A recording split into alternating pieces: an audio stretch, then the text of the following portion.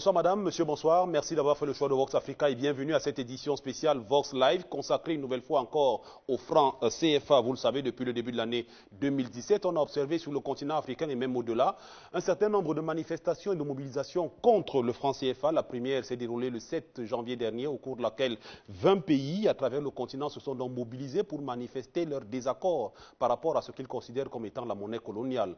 Quelques semaines plus tard, le 11 février, c'était la deuxième grosse mobilisation au cours de laquelle un certain nombre de personnalités africaines, parmi lesquelles Kébi Seba, Aminatou Traoré, entre autres, ont donné une série de conférences sur le continent africain. Et là, on a eu une grosse mobilisation. 45 pays au total sur 3 continents se sont mobilisés contre le franc CFA. La troisième mobilisation a eu lieu tout récemment. C'était le 8 avril dernier.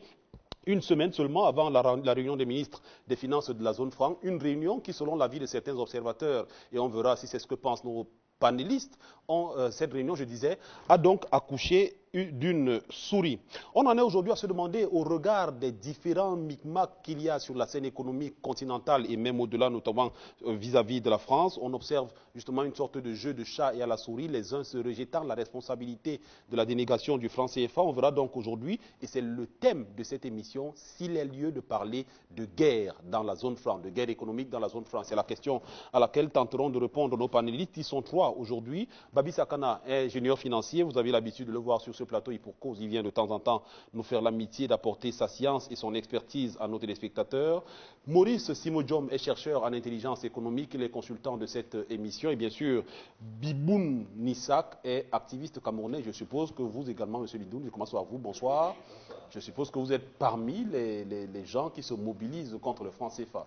En effet, c'est avec une profonde fierté que j'en fais partie, parce que sur les mobilisations que vous avez rappelées tout à l'heure, il y avait un round qui se fixe à date à 3 étapes principales, vous les avez rappelées, celle de janvier, de février et d'avril. Alors, depuis celle de février, j'y suis activement partie prenante, et notamment dans le cadre des activités qui ont été mises en place par l'ONG Urgence Panafricaniste, dont vous avez parlé tout à l'heure, qui nous a contactés pour voir dans quelle mesure nous pouvions les épauler dans la mobilisation et la conduite des activités liées à cette question du front anti-franc CFA.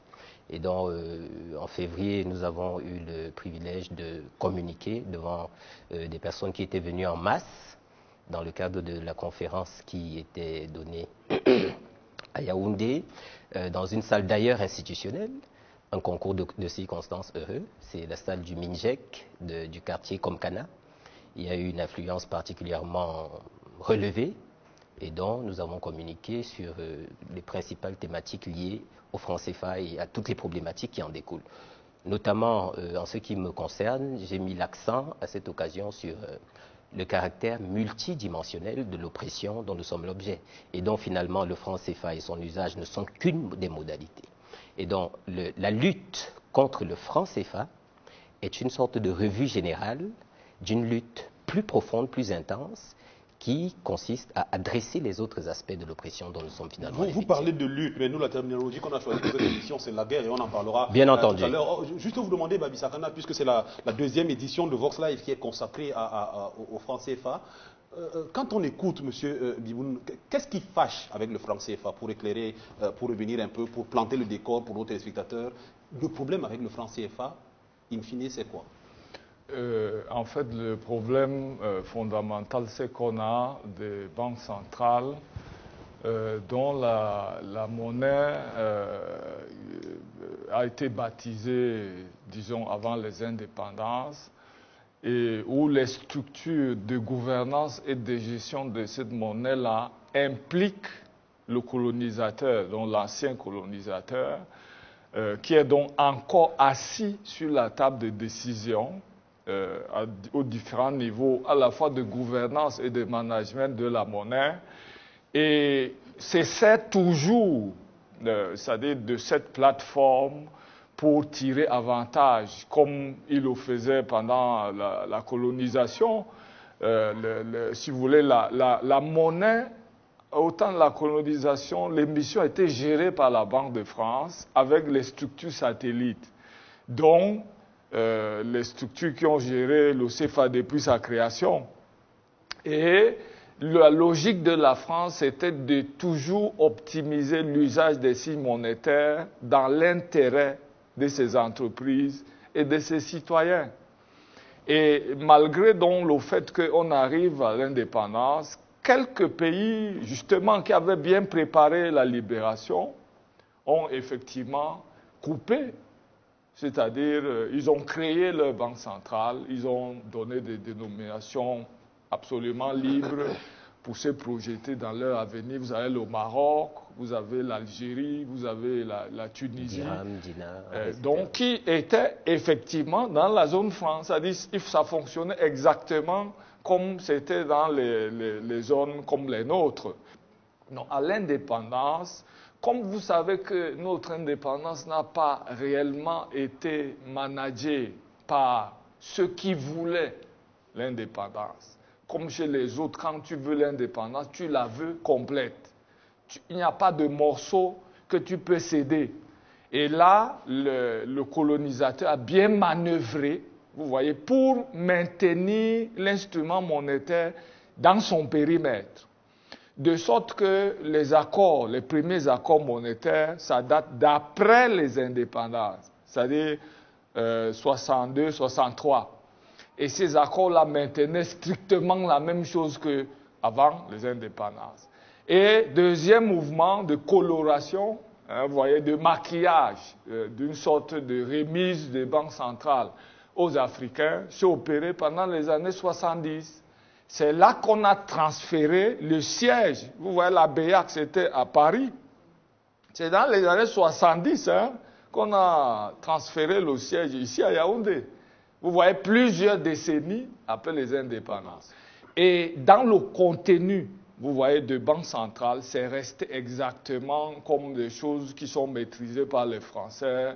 Bon, on va africaniser, c'est-à-dire qu'on va donner les différents postes progressivement aux Africains, mais les éléments fondamentaux qui sont donc ancrés dans ce qu'on appelle l'accord de coopération sont restés les mêmes principes. C'est-à-dire avec une grosse implication, ou alors plutôt même une grosse mainmise de l'ancien colonisateur. Avec des droits de veto, c'est-à-dire que quand il faut prendre une décision, par exemple à la Banque centrale, vous avez deux administrateurs français qui sont assis au même titre que les administrateurs camerounais et gabonais, alors qu'ils ont 0 franc dans le capital. Absolument. Mais ils sont assis et ils ont le droit de vote. Comme les décisions importantes se prennent par consensus, ça veut dire que s'ils ne sont pas d'accord avec une chose, ça ne se passe pas. Et vous voyez bien que pendant ce temps, comme la France utilise le superficie de l'accord de coopération, vous voyez, pour s'infiltrer et maintenir un peu les pratiques vraiment anciennes et continue à contrôler un peu l'instrument monétaire, avec ses impacts, parce que ne voyez pas la Banque centrale, voyez comment elle fonctionne. Qu'est-ce qu'elle délivre comme service? Qu'est-ce qu'elle achète? Et quand on a des avoirs, comment c'est géré? Pour fabriquer même la monnaie, qui la fabrique? Vous voyez que depuis toujours, les billets, nos billets, sont fabriqués par la Banque de France. C'est des marchés réservés. C'est-à-dire que la banque, la BR, par exemple, ne peut pas dire, mais comment? Il y a plusieurs concurrents. Alors, on va rester dans le plantage du décor. On l'a commencé avec Olivier. Docteur Simodjom, ce que décrit Babi Sakana, quel impact cela a pu avoir sur le processus de développement du continent africain, notamment, parlons principalement de la zone franc, sur les 50 dernières années? La guerre économique de la zone monétaire du franc CFA est une guerre qui se déroule effectivement avant les indépendances, avec des belligérants tels que le premier agrégé d'économie camerounais, Castor Osende Afana. Elle s'est poursuivie après les indépendances avec des belligérants comme le professeur Tungjan Pouemi, qui était fonctionnaire au Fonds monétaire international et qui, pour des raisons idéologiques, a démissionné et a écrit un livre qui est resté un classique en termes de front anti-servitude monétaire. Donc, avant même les indépendances, des économistes avaient déjà vu qu'avec le franc CFA, il n'y avait pas possibilité de se développer. Parce que La première raison, c'est que une partie qui est en conflit, qui est en compétition avec vous, a créé un dispositif. Il a rédigé les règles. Elle a rédigé les règles, autant pour moi. Elle modifie les règles quand cela lui semble intéressant. Et elle s'arrange pour que ces règles favorisent les échanges avec ces entreprises, avec ces citoyens. Donc vous savez qu'à l'intérieur de la zone monétaire du franc CFA, il est plus facile d'échanger entre la France et les pays de la zone monétaire du franc CFA, les pays africains, qu'entre les pays africains eux-mêmes. Donc l'impact de toutes les règles qui ont été établies, de toutes les modifications de formes qui sont intervenues avec les changements cosmétiques de nom franc des colonies françaises d'Afrique à franc de la communauté financière africaine ou à franc de la coopération financière africaine. Tous ces changements cosmétiques avaient pour objectif de maquiller une forme de domination qui continue. Et tant que cette forme de domination va continuer, les pays africains de la zone franc, ils sont 14, plus les Comores, n'auront pas le développement. Juste quelques chiffres. La France qui est en guerre contre ces 15 pays est la 5e puissance économique mondiale. Elle compte 67 millions d'habitants et son PIB en 2016 s'élevait à 2488 milliards de dollars. Or, elle a en face d'elle 15 pays regroupés en 3 sous-régions, l'UMOA, la CEMAC et puis les Comores. Tous ces 15 pays réunis font 157 millions d'habitants. Ça veut dire à peu près 2,5 fois la population de la France. Mais leur PIB, à tous ces 15 pays réunis, ne font que 166 milliards de dollars. Ça veut dire que la France est 15 fois plus riche que les 15 pays qui sont dans la compétition avec elle et qu'elle contrôle à travers le dispositif monétaire de la zone franc, à travers sa présence de ses administrateurs au sein du conseil d'administration, 3 en UEMOA et 2 en CEMAC. Cela signifie tout simplement que, comme l'a relevé Marcel Zebelinga dans le livre sorti L'Afrique de la servitude monétaire, que la France est une puissance économique qui se fait subventionner par ses adversaires dans la guerre économique qu'il oppose à ses adversaires. Donc, la conclusion, c'est qu'avec le franc CFA dans la configuration actuelle, nous aurons une France qui sera de plus en plus riche et des pays africains qui seront de plus en plus pauvres, tant que les rapports de force ne changent pas. Oui, je voulais, avant que vous ne réagissiez à ce que disait le docteur Simo, le plaidoyer, la lutte que vous menez, elle s'adresse à qui? Parce qu'on a eu Babi Sakana et le docteur Simo Diom qui nous disent clairement que l'ennemi, l'adversaire à abattre, c'est la France. Mais on a aussi l'impression quand même que les chefs des dirigeants africains ne sont pas pressés de se débarrasser de la zone franc, d'où des initiatives comme la vôtre. Alors la lutte que vous menez, elle s'adresse à qui? Alors, je n'ai pas dans mon tempérament une propension à l'hypocrisie. Et je pense que nous sommes dans des États, pour ceux qui en tout cas ont en usage le franc CFA, nous sommes dans des États néocoloniaux, s'il faut appliquer la phraséologie de Kwame Nkrumah. C'est-à-dire en réalité des États qui sont des simulacres d'États quand il s'agit de l'exercice souverain des droits qui sont liés finalement à ces États-là. Nous avons, lorsqu'on passe rapidement en revue l'histoire camerounaise, eu une orchestration française, pour le coup, de l'organisation politique administrative de notre pays dans sa dimension publique de gestion, notamment au niveau de l'exécutif. Et donc vous avez eu l'élimination systématique de tous les leaders qui se sont battus pour l'indépendance du Cameroun, Oumniobé, Moumié, Wandié, Osende qui était cité tout à l'heure.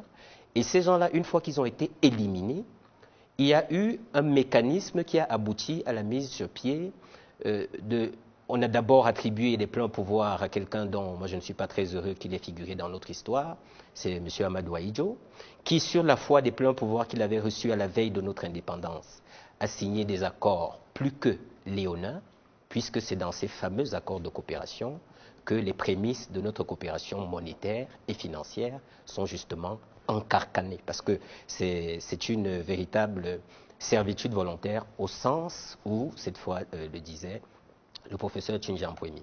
Et donc, la vérité, c'est de dire que si nous sommes dans des États néocoloniaux, alors ceux qui prétendent nous gouverner sont des sous-fifres et des faire-valoir. Et il faut s'adresser à leurs patrons. est entré dans une confrontation directe. Alors, et à ce titre, je voudrais rappeler aussi l'histoire sur 2 ou 3 autres plans.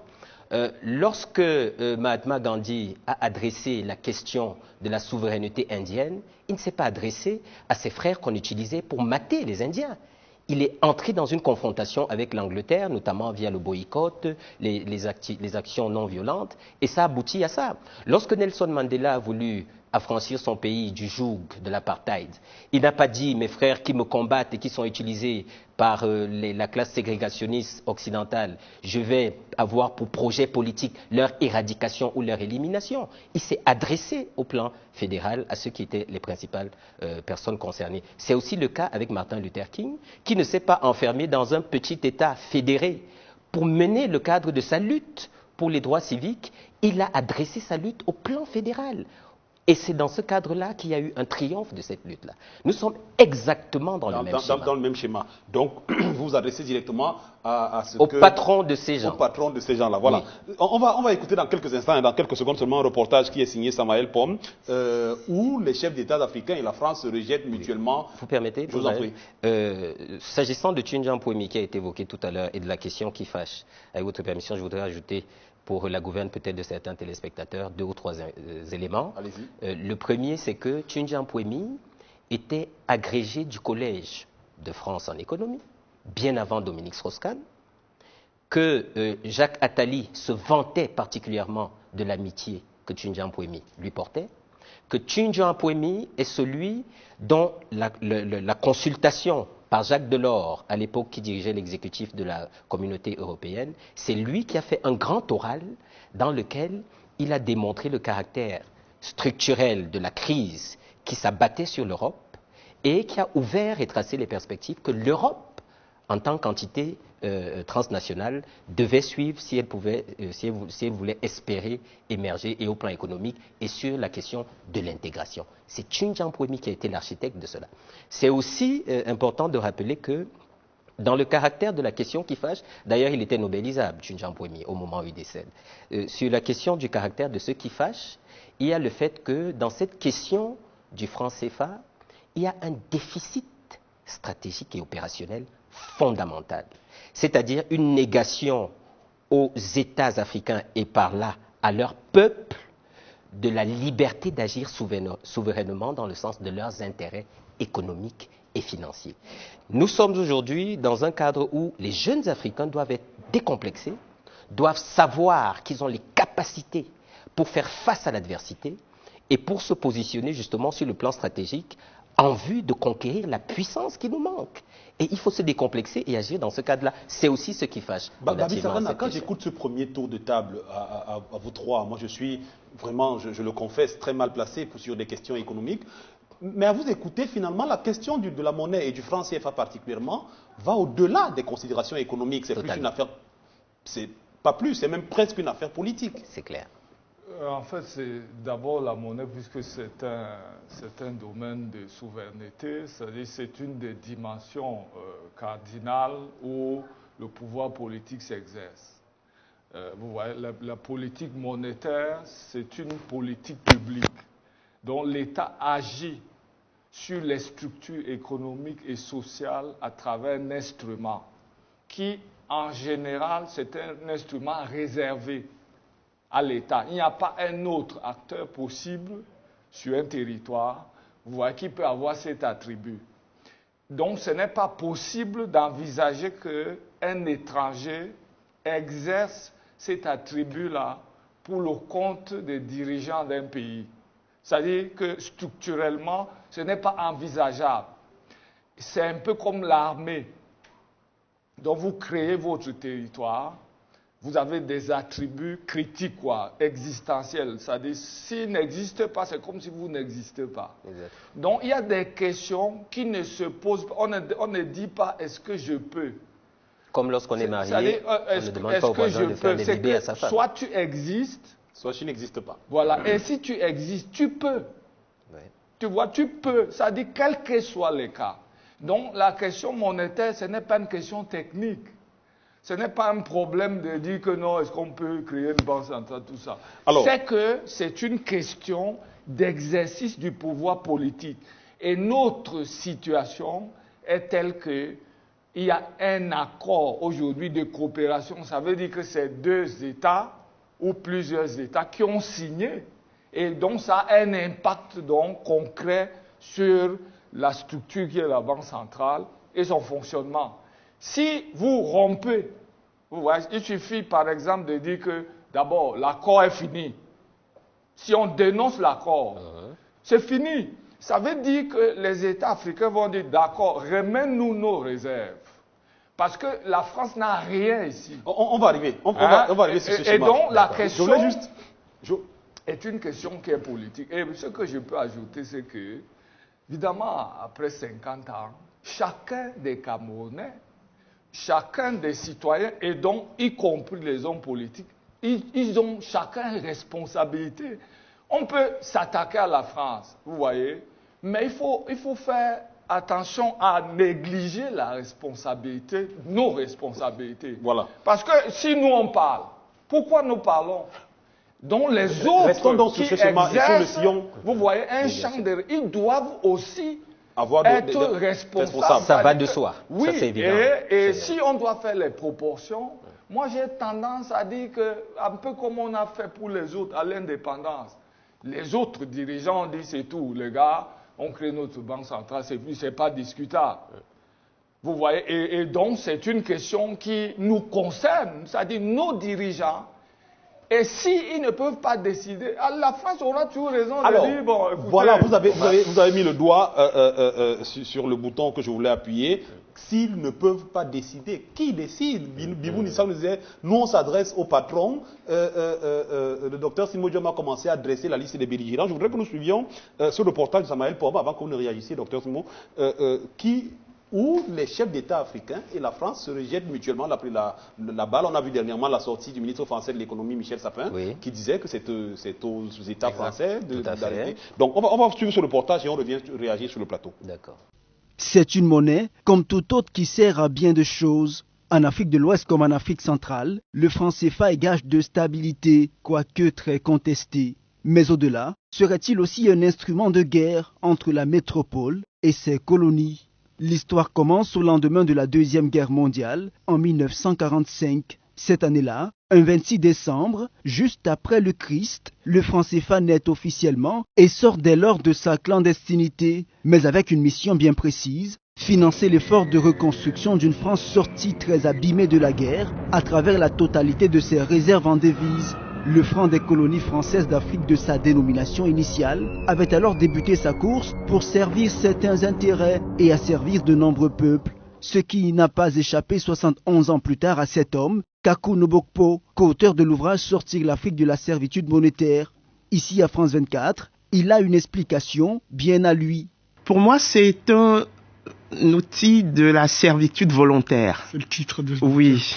Parce que, comme vous l'avez dit, le Cambodge, le Laos et le Vietnam sont sortis en 1955. L'Algérie, le Maroc et la Tunisie. Et ont gardé de très bonnes relations commerciales avec la France. D'ailleurs, à l'heure où je vous parle, les 3 premiers partenaires commerciaux de la France en Afrique sont le Nigeria, l'Angola et l'Afrique du Sud. Aucun de ces pays n'utilise le franc CFA. Donc, c'est vraiment de servitude volontaire dont on parle. Les Africains seraient-ils donc volontaires à leur propre asservissement? La réponse se trouve dans la peur, du moins, c'est ce que semble expliquer le même ouvrage. Si le franc CFA peut perdurer malgré son échec manifeste à susciter le développement, c'est parce qu'il est aussi le nom d'un système structuré de répression politique. Alors, répression oui, mais contre qui? La génération actuelle de chefs d'État africains doit simplement se souvenir qu'elle a obligation de ne pas trahir les rêves des pères de l'indépendance. Elle a succédé aux pères de l'indépendance et sa mission historique, c'est de mettre l'Afrique sur le sentier de l'émergence. Dans cette guerre sans fusil, l'arme, c'est bien l'idéologie. Et pour mener le combat, de nouvelles voix se font entendre. L'une des plus résonnantes, celle de Kémy Séba. Dans sa lutte, l'activiste a su se créer des rangs de bataille et ce, dans le monde entier, de Paris à Dakar, en passant par Londres, Bruxelles, Ouidah ou encore Haïti. Au total, la journée de mobilisation anti-franc CFA concernait 41 villes. pour faire front commun à la monnaie coloniale. S'ils ne nous écoutent pas sur le terrain diplomatique, ils nous écouteront sur le terrain de la sanction économique. Quand la France voit un pays qui ne va pas dans son sens, elle le sanctionne. Vrai ou faux? Ils ont sanctionné Vladimir Poutine comme s'ils étaient assez grands pour sanctionner la Russie. Mais ils pensent que parce que nous sommes des petits nègres, nous ne pouvons pas les sanctionner, mais nous pouvons les boycotter. Et nous allons le faire avec force.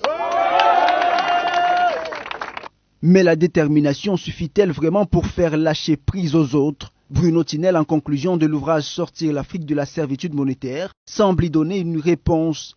Le franc CFA en tant que survivance coloniale est parmi d'autres éléments l'un des instruments de maintien en place des régimes hors sol, comme suspendus à l'ancienne métropole au-dessus de leur propre peuple. Dans cette guerre bipolarisée, l'issue ne semble pas dessinée d'avance. Je reviens sur vous, Dr Simodium, qui dressiez tout à l'heure la liste des belligérants dans cette guerre. Avez-vous l'impression que les belligérants que vous avez désignés sont partis vainqueurs ou vaincus dans cette bataille? Ou alors y a-t-il d'autres qui, eux, sont plutôt les gagnants? Avant d'arriver à des pronostics, ce serait intéressant de savoir ce qui s'est passé jusqu'à présent. Donc après plus de 70 ans d'existence de la guerre monétaire de la zone franc, qui oppose la puissance, la 5e puissance économique mondiale, à 15 pays de la zone Afrique, 14 pays de la zone Afrique plus les Comores, il faudrait donc dire que la stratégie que la France a utilisée jusqu'ici a été victorieuse. Elle a permis à la France d'être vainqueur.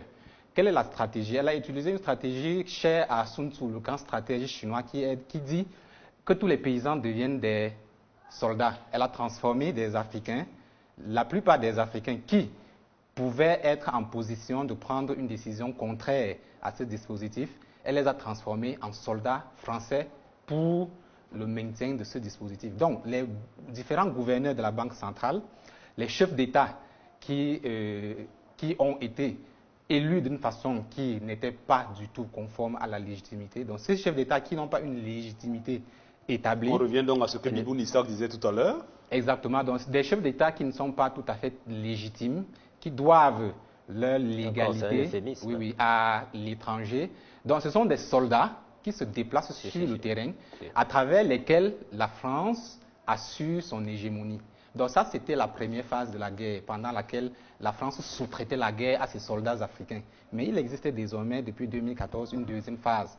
Le visage de la guerre a changé parce que, en 2014, pour la première fois, un ministre de commerce, un ministre du gouvernement d'un de ces pays, notamment Jean-Louis Billon, le ministre du commerce ivoirien, a dénoncé le franc CFA. Et cela est passé quelque peu inaperçu. Mais sauf qu'en 2015, le Sénat français a abrité un colloque. Non, je peux vous dire que ce n'est pas passé inaperçu, la sortie du ministre Billon, puisque ça lui a valu des petites tapes sur les doigts à un moment donné. Bien entendu. Et la preuve c'est que par la suite, il s'est arrêté, il n'a pas continué. Voilà, il n'a pas continué. Oui, c'était pour donner une allure à ce qui est venu après, notamment avec Idriss Déby, qui lui a commencé en 2015 et qui ne s'est plus arrêté.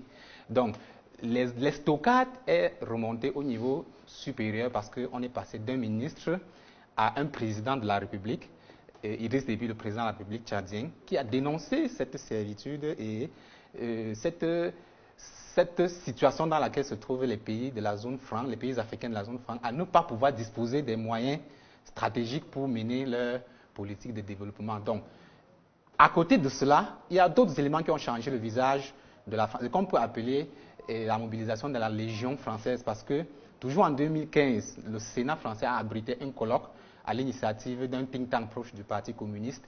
Et l'un des organisateurs de ce colloque a d'ailleurs été le préfacier de l'ouvrage sorti de la servitude monétaire, notamment Gabriel Mazot. Et un ensemble d'économistes français, Bruno Tinel, Olivier Moukouran, ont contribué à cet ouvrage. Comme pour dire que la logique qui dénonce le franc CFA a cessé d'être une logique africaine pour devenir une logique tout court. Et parallèlement à cela, donc, il y a eu une levée des boucliers depuis la sortie du livre en octobre 2016 du collectif de Kakou Nubukpo. Jusque-là, il n'y avait que Nicolas Agbourou et quelques économistes qui étaient un peu marginalisés. Désormais, il y a une généralisation de la réclamation du français, de la fin du franc CFA. Et au lendemain de la sortie de ce livre, Kémy Séba lance UPANAF et les mobilisations dont on a parlé commencent. Donc la guerre est entrée dans une deuxième phase. C'était une guerre lente, une guerre sous-traitée. Donc on a des belligérants sur 2 périodes avec des stratégies totalement différentes. On a des belligérants sur 2 périodes. La première, c'était une stratégie pour la France et pas de stratégie en face. Il n'y en avait pas. On avait en face un certain nombre de personnes qui dénonçaient, mais qui étaient très vite marginalisées ou réduites au silence. Rappelons-nous que le président Silvanio Olympio du Togo avait voulu sortir de la zone franc et tout de suite après, vous savez ce qui lui est arrivé. Et donc, la deuxième phase de la guerre, qui commence en 2014 et qui s'accélère en 2015, qui est devenue plus rapide encore en 2016 et qui s'accélère encore davantage depuis le début de l'année 2017, fait peur à la France parce que la France se demande si les rapports de force ne vont pas s'inverser. Si la mobilisation de l'Afrique actuelle va crescendo, il y a de fortes chances qu'à un moment donné, la France soit obligée de revoir sa stratégie de sous-traitance de la guerre, de descendre elle-même dans l'arène. D'ailleurs, elle a même commencé, parce que depuis 2015, chaque réunion des ministres des Finances de la zone franc est consacrée à 50% à la justification du dispositif du franc CFA, comme pour dire que ce n'est plus du tout très évident. Mais on attend encore de voir jusqu'où le souffle des mobilisateurs africains contre le franc CFA peut les porter. Alors, moi, je vous pose directement la question que le docteur Simodio me pose. Jusqu'où votre mobilisation peut porter? Alors, tant que nous avons du souffle et tant que nous avons de la vie... Parce que la question était de savoir, est-ce que vous n'allez pas vous essouffler en chemin? Parce oui, que, je comprends bien. Comme il dit, autant la stratégie a été révisée du côté africain, autant du côté de la France aussi, il y a une nouvelle approche. Absolument, je comprends très bien. Ce que je voudrais dire, une fois que j'ai eu ce jeu de mots, c'est que, en réalité, l'enjeu... Et là, je vais peut-être rajouter encore 2 ou 3 autres éléments qui vont permettre aussi, toujours pour la gouverne des téléspectateurs, de se faire une image toujours plus précise de ce dont nous parlons. Il faut peut-être dire, sans embâche, que la belligérance dont il est ici question relève de la guerre asymétrique. Nous sommes les objets d'une guerre asymétrique. Parce qu'au plan militaire, une guerre asymétrique telle que les experts la définissent, c'est une guerre qui est conduite par des moyens différents et qui vise des buts différents entre les belligérants. Et en général, il y a un déséquilibre dans le cadre des guerres asymétriques. Il y a soit une victime qui est très, très faible et qui ploie vraiment sous le joug d'une oppression économique, militaire, à nul autre pareil, et qui développe des ressources pour résister. C'était le cas au Vietnam, en Indochine à l'époque, c'était le cas au Cameroun avec la résistance à la colonisation. Et c'est ici justement que l'intérêt de votre question ressurgit avec plus de vivacité parce que je n'ai pas personnellement l'impression que c'est l'action d'un seul qui sera décisive. Notre sagesse ancestrale nous apprend qu'il faut plusieurs mains pour nouer un fagot de bois. Et donc les actions apparemment dispersées et disparates vont aboutir à un moment de confluence qui créera les conditions d'une décision.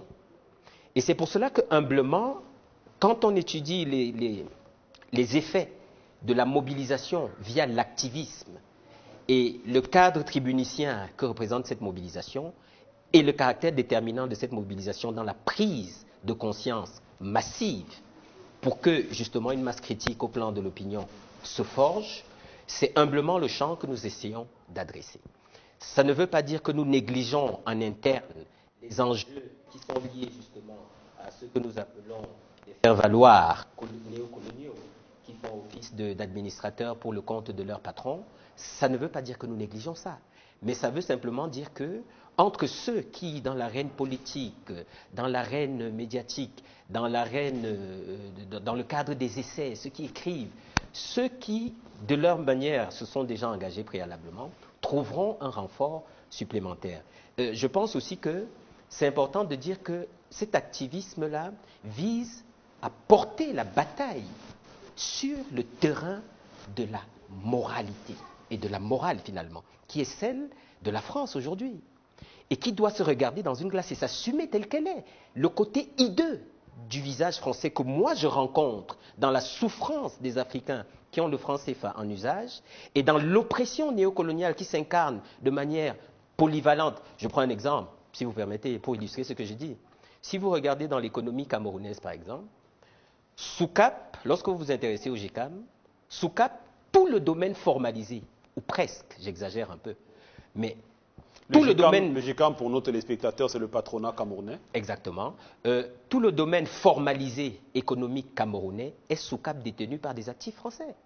C'est un exemple parmi d'autres. Or, si on prend l'exemple pratique d'une entreprise comme le chantier naval industriel du Cameroun, qui il y a quelques années était prospère et recevait des commandes du monde entier, j'ai quand même remarqué un fait curieux sur lequel j'ai d'ailleurs enquêté à titre personnel. C'est que le chantier naval industriel du Cameroun a commencé à piquer du nez dans le même temps où Cométal a commencé à grimper. Or, nous sommes dans le même champ d'activité quand il s'agit de ces deux belligérants. J'emploie la formule consacrée au débat que nous avons dans le cas présent. Et donc, nous sommes là dans des raffinements et des subtilités qui font en sorte que, en réalité, l'engagement qui est le nôtre au plan citoyen devrait être doublé, triplé, quintuplé, sextuplé par d'autres engagements de citoyens qui, dans leur cadre d'activité quotidien, décident eux aussi de s'engager.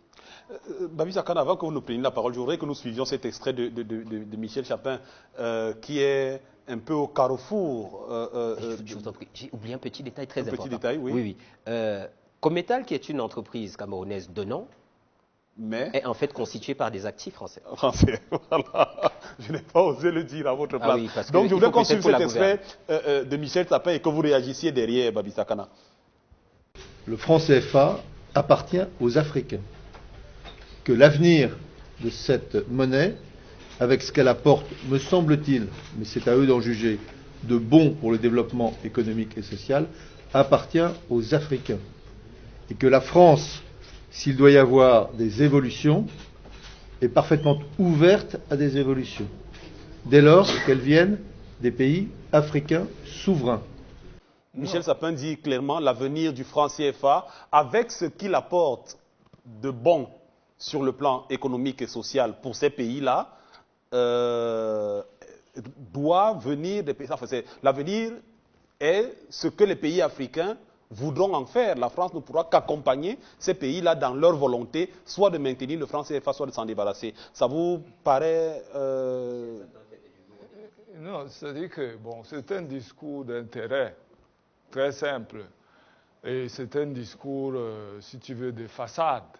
Et parce qu'il sait bien que les gens l'écoutent et que c'est au ministre des Finances.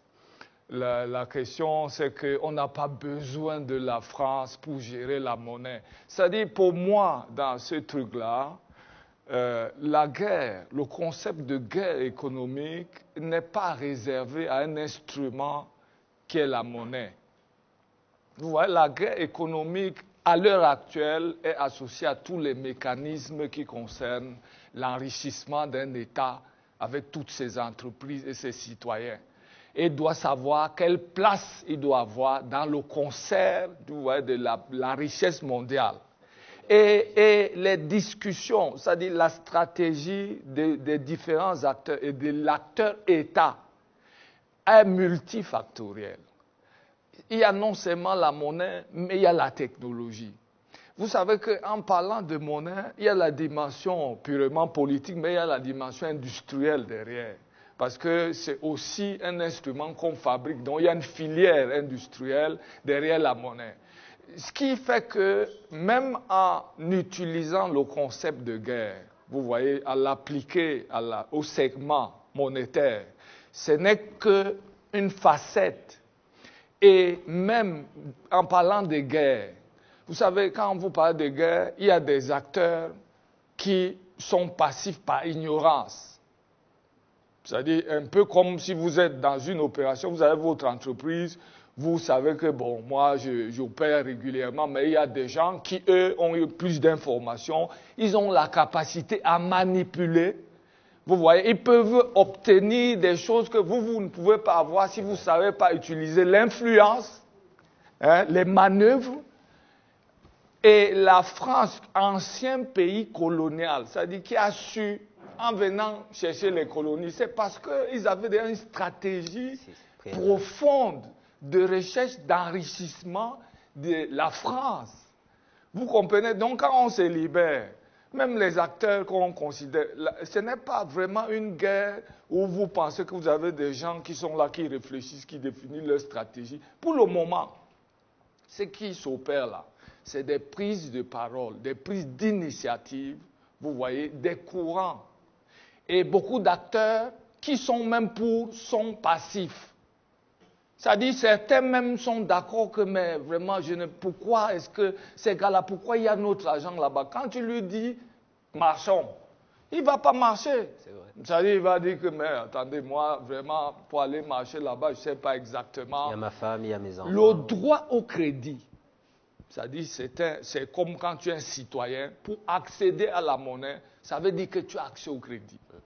Les générations des paysans, moi, mon père, des paysans jusqu'à sa mort. Ils ne connaissent pas ce qu'on appelle crédit. Aucune banque ne s'est jamais installée, même proche de son arrondissement. Donc, parler de monnaie, lorsque les gens ne savent pas que, en fait, la politique monétaire, c'est la politique d'accès au crédit. Si un citoyen vit et il ne peut pas réclamer déjà dans son pays que, mais attendez, pourquoi la Banque centrale reste là-bas à Yaoundé? Pourquoi on n'a pas ça dans telle région? Pourquoi on n'a pas dans telle région? Pourquoi les gens sont calmes? Y compris ceux que vous considérez être éduqués et tout ça. Pourquoi ils sont calmes? Il y en a qui ignorent. C'est-à-dire qu'ils ne savent pas que la monnaie, c'est-à-dire la politique monétaire, c'est mettre la monnaie à la disposition de tout le monde. De tous les citoyens. Présenté comme ça, Dr Sibojom. Oui, je voulais vous voyez, pour chuter, je voulais dire qu'il faut faire très attention, même si on utilise le concept de guerre, vous voyez, pour illustrer le débat ou la discussion, l'interaction qui s'opère. Il y a eu, si vous voulez, une guerre de l'indépendance qui était plus rude. Et plus violente. Vous voyez, plus violente, avec les gens qui sont morts, beaucoup de morts. Il y en a encore davantage. Voilà, ici, la monnaie, j'ai dit, oui, il y a la monnaie là-bas, j'ai laissé faire, vraiment, voilà. Vous parlez de quelle guerre exactement?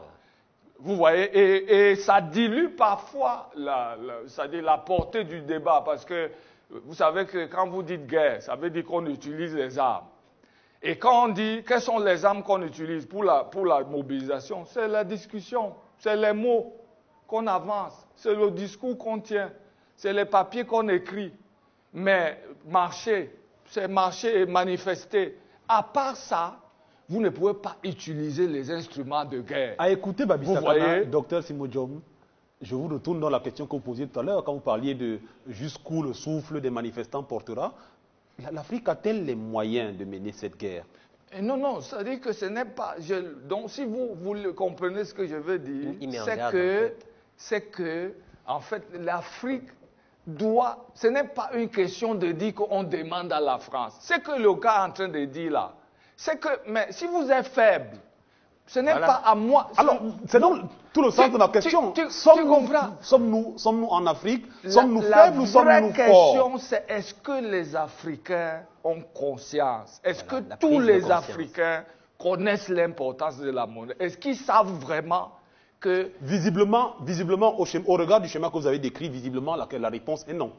Maintenant, quand je pose la question de savoir est-ce qu'on a les moyens de mener cette guerre, d'abord, c'est est-ce qu'on a les moyens de faire prendre conscience à tous les Africains de l'importance et de la monnaie et du combat qui est mené, et est-ce qu'on a les moyens de faire en sorte que les gens, une fois qu'ils auront compris, puissent porter ce combat et puissent faire en sorte que les mouvements qui peuvent sembler éparses aujourd'hui puissent confluer vers un même centre d'intérêt avec un même objectif. C'est là que vous devez mettre le facteur temps. Parce que dans la guerre d'usure, il lui a parlé de guerre asymétrique, le facteur temps est très important. L'Afrique, le Cameroun, les Africains vont avoir la monnaie. Vous savez, pour moi, c'est affirmatif. C'est juste une question de temps. C'est un problème de temps et d'évolution, vous voyez, des rapports de force, y compris en Afrique. Tout à fait.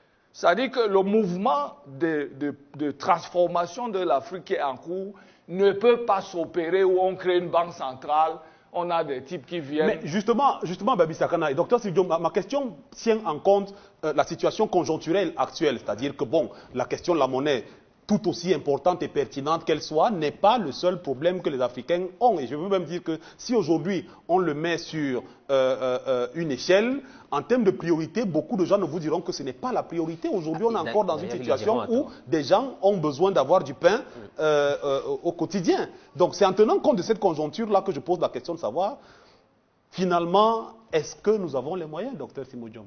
Oui, nous avons tous les moyens à notre disposition. Tous les moyens sont là et le temps joue contre la France. Je crois que le compte à rebours a même déjà commencé. Commençons même déjà par préciser de façon très claire le concept de guerre économique. Il a été inventé par Bernard Estambé en 1971 et popularisé par Christian Abulot, le directeur de l'école de guerre économique, qui définit la guerre économique comme l'expression majeure des rapports de force non militaires. Donc tout ce qui relève des rapports de force sur le plan économique, dans le but d'accroître, de préserver, de multiplier la puissance politique relève de la guerre économique. Et nous sommes ici en présence d'une casuistique de la guerre économique, dont un cas particulier de guerre économique au nombre des autres guerres économiques de notre temps, la guerre fiscale, la guerre du pétrole, la guerre commerciale. Aujourd'hui, nous parlons de la guerre monétaire et d'une guerre monétaire précise qui est localisée. Pour revenir à Michel Sapin, c'est le ministre des Finances. Depuis Pierre Moscovici à Michel Sapin, en passant par Emmanuel Macron, tous les ministres de l'économie ou des finances se sont évertués à renvoyer le camp, la balle dans le camp des Africains. C'est possible qu'ils aient raison. Grosso modo, il y a deux manières de mettre fin au franc CFA. Il y a la possibilité pour la France de décider un bon matin que c'en est fini de ces accords, je me retire. Mais cette possibilité est improbable. Il est possible, d'ailleurs. L'Angleterre avait une zone sterling créée en 1931, légiférée en 1939, mais qui n'était pas juridiquement aussi renforcée, aussi encadrée que la zone franc. Après deux dévaluations en 1948 et je crois en 1969, si mes souvenirs sont exacts, la zone franc a disparu entre 1972 et 1979 parce que l'Angleterre a décidé d'arrêter le contrôle d'échange. C'était quand même 72 pays. C'est l'Angleterre qui a décidé d'arrêter la zone sterling.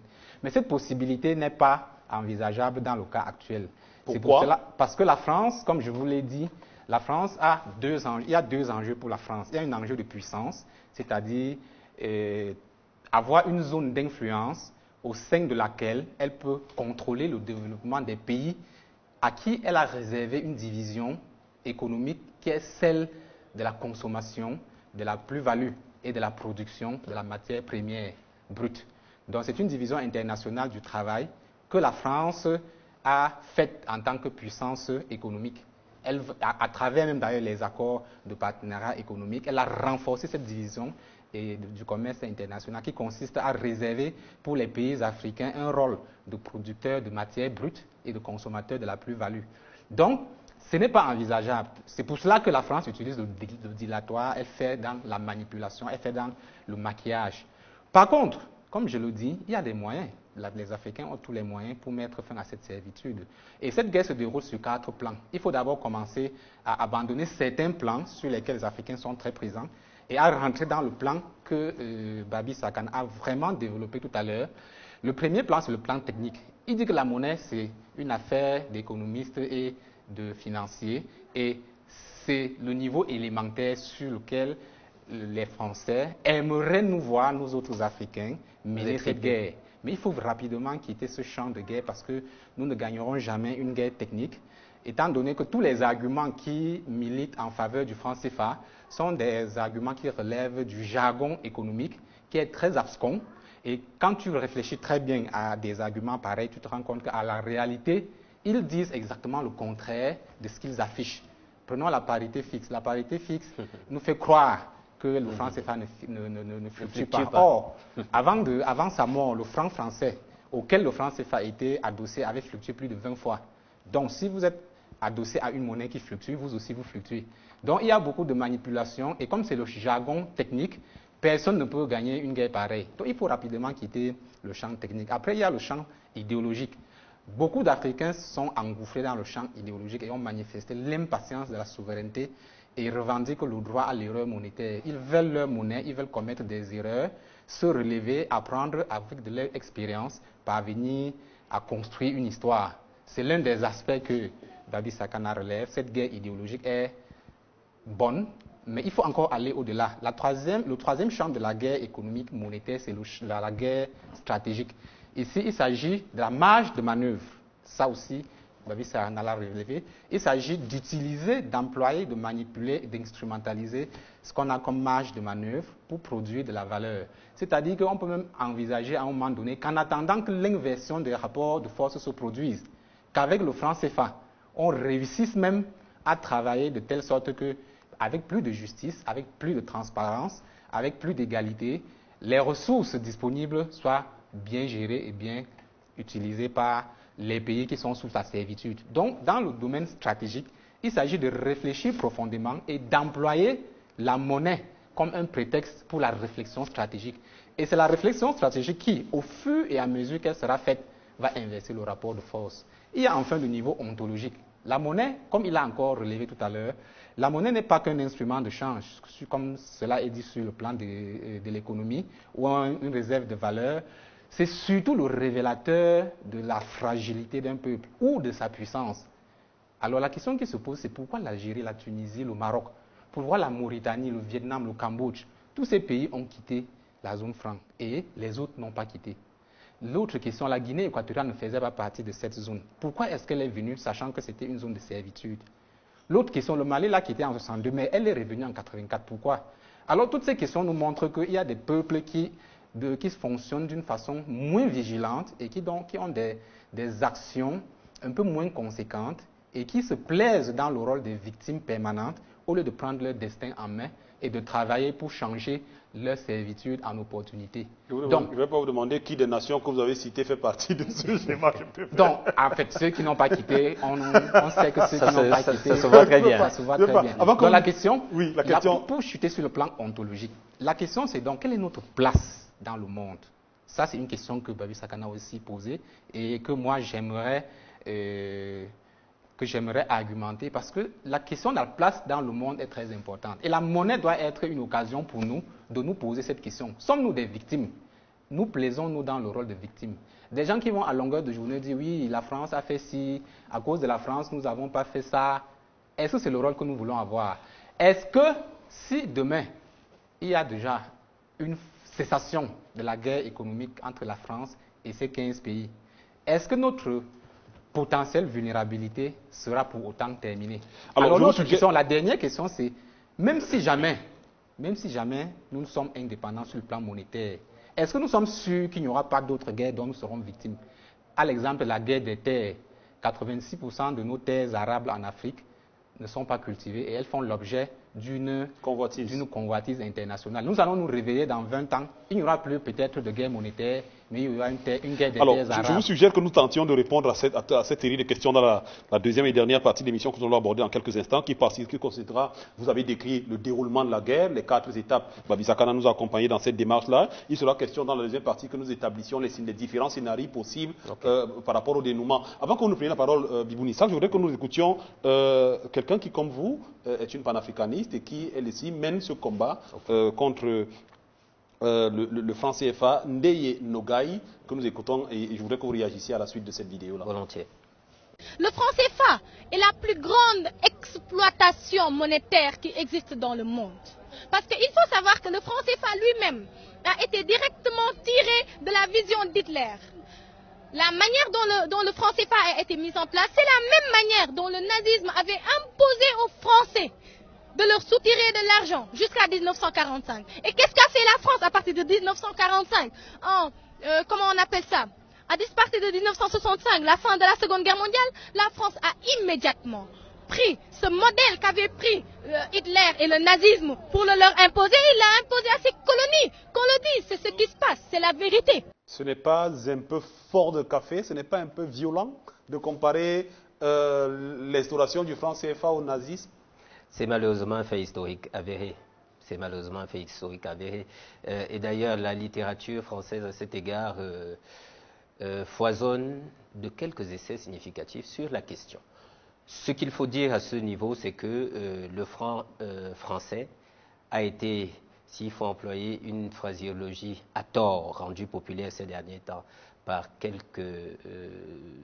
on va dire quelques personnes très actives médiatiquement, disons que le franc français, à la période dont elle parle, était en réalité une version binarisée de la monnaie allemande, pour faire simple. Pour revenir à la question que vous avez posée et sur laquelle je voudrais réagir, c'est-à-dire est-ce que ce n'est pas un peu fort, etc. Le propos, ainsi que sa quintessence, sont donc en droite ligne avec la vérité. Et vous allez voir que cette manie pour la France d'être dans le copier-coller ne date pas d'hier. Alors, quand les Allemands arrivent et signent le fameux traité avec les rois Douala du 12 juillet 1884, il se trouve que au Cameroun, vous avez une monnaie qui a cours et qui, jusqu'à cette date-là, a permis de réguler les échanges commerciaux avec les Espagnols, les Portugais, et y compris les Allemands, les Anglais aussi. Cette monnaie s'appelait le krou. Elle avait quelques unités monétaires qui l'accompagnaient. Vous aviez le piguin, le keg et le bar. Et donc, un krou valait 16 piguins, 8 kegs, et puis, je crois, 2 bars à la fin. Alors, avec cette monnaie, il y avait une correspondance qui avait été établie avec le Reichsmark, c'est-à-dire un krou valait 20 Reichsmark. Lorsque un certain Schulz, qui était le consul allemand, au moment où on signe ce qu'on appelle un traité, mais abusivement, il prend l'engagement écrit de ne pas abolir le cours de la monnaie locale. Mais 10 ans plus tard, en 1894, un décret est pris par l'administration allemande qui interdit, entre autres, l'usage de la monnaie locale, après que celle-ci ait fait l'objet de 2 dévaluations. On est parti de 20 marks à 12 marks, à la moitié, et après on a dit ça n'existe plus. Dans le même temps, on a pris des décrets qui ont déclaré les terres camerounaises, entre guillemets, propriété de la couronne allemande. Ce qui nous amène à la préoccupation du docteur Simodium sur ce qui se passera dans les 50 années à venir. Et je suis précisément en train de répondre à ça. Vous m'avez vu venir. Parce que ce que j'essaie de faire remarquer, c'est que on n'a pas un travail extraordinaire à accomplir. Ce qu'on nous demande comme exercice, c'est de nous souvenir de qui nous étions il y a seulement quelques siècles. À l'échelle de l'histoire, quelques siècles, c'est très peu. Si vous comparez avec 13 ans d'esclavage arabo-musulman, que nous avons subi, nous, en Afrique, que vous rajoutez 4 siècles d'esclavage occidentalo-chrétien que nous avons subi, ça nous ramène quand même à une échelle gigantesque. Oui. Alors, si on demande à des populations, à des expertises, à des esprits comme ceux africains, qui, il faut peut-être le rappeler, sont allés fièrement, et dans le cadre humanitaire, porter main forte, prêter main forte au peuple de France, quand ils ployaient justement sous le nazisme, ce sont des fiers guerriers, des militaires, des soldats, Camerounais, Tchadiens, Sénégalais, on les appelait les tirailleurs. C'est eux qui, au nom d'une haute idée de la valeur humaine, sont allés prêter main forte à la France pour la libérer.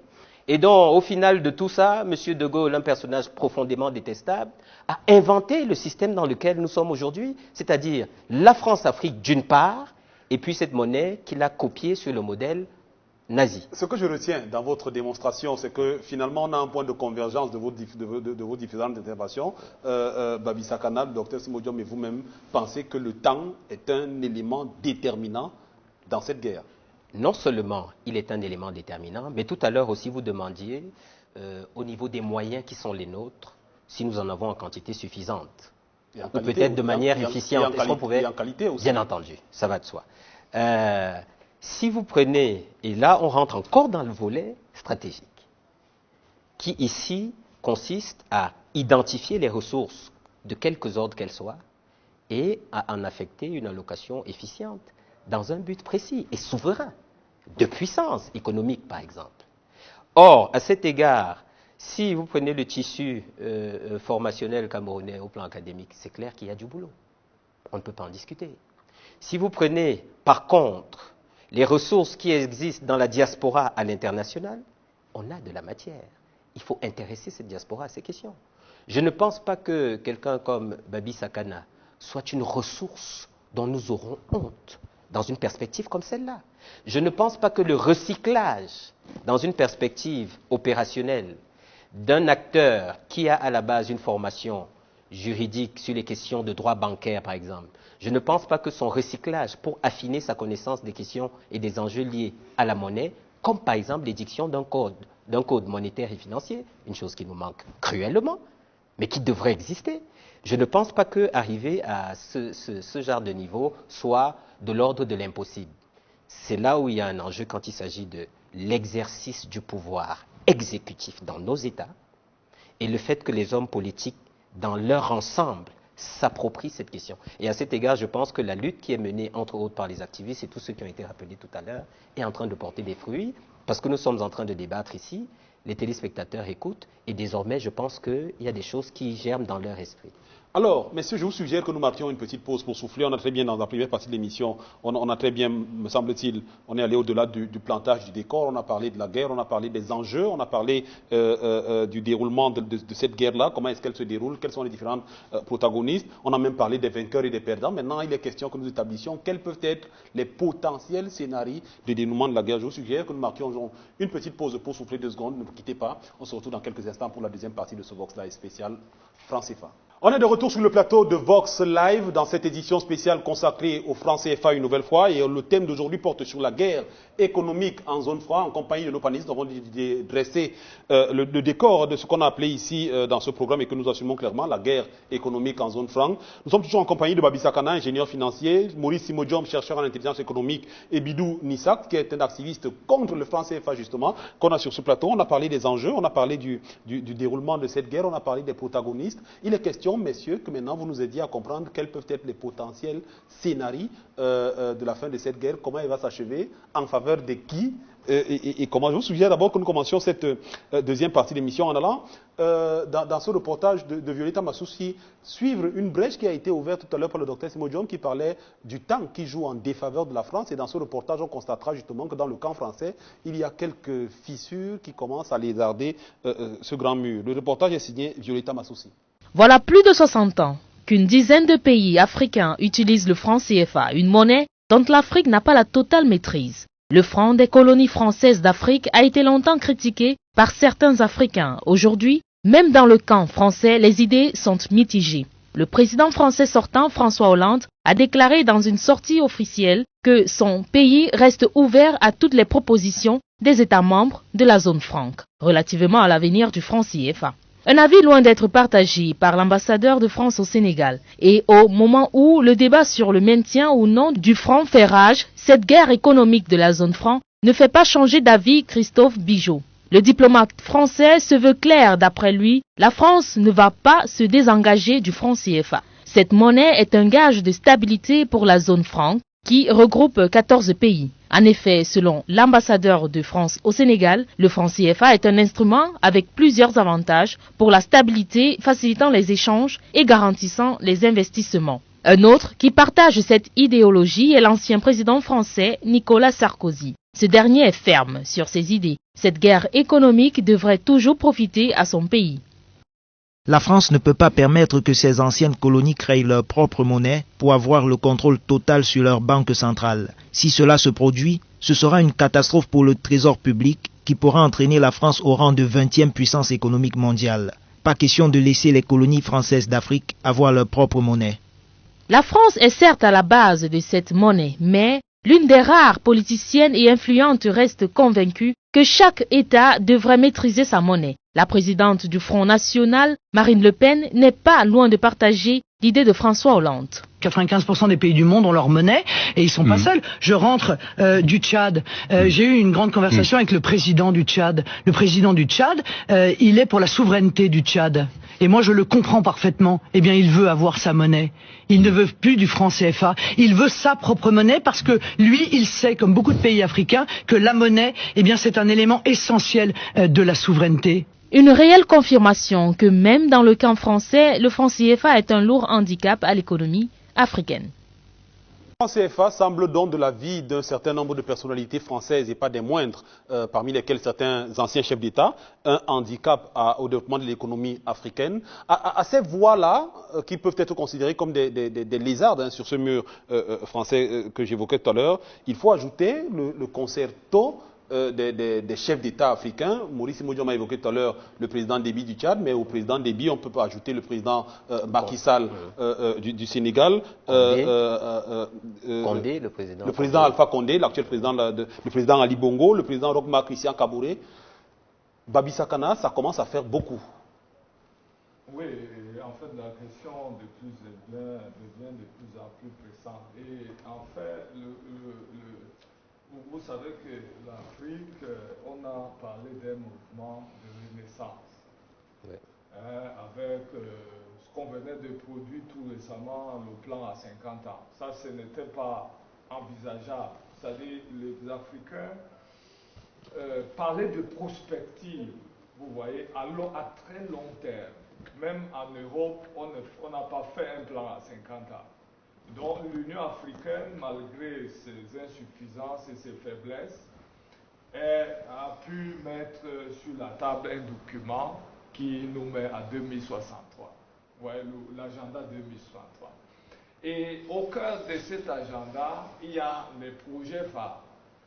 Parmi ces projets, vous avez les projets pour créer l'infrastructure monétaire et financière de l'Afrique.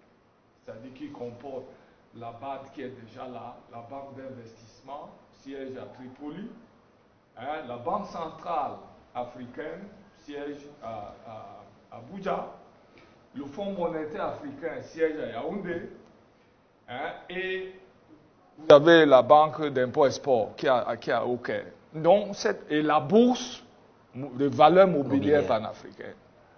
C'est un des programmes qui figure dans cet agenda.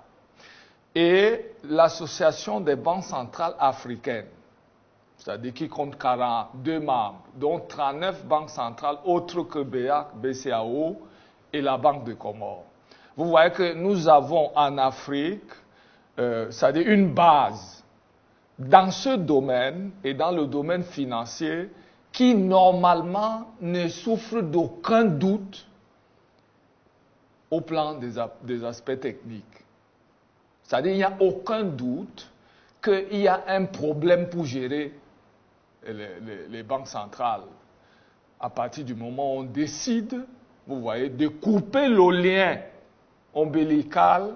Donc cet instrument, moi j'ai appelé ça l'aide liée. Vous avez l'impression que la gestion des banques centrales est l'un des obstacles, est considérée comme un obstacle?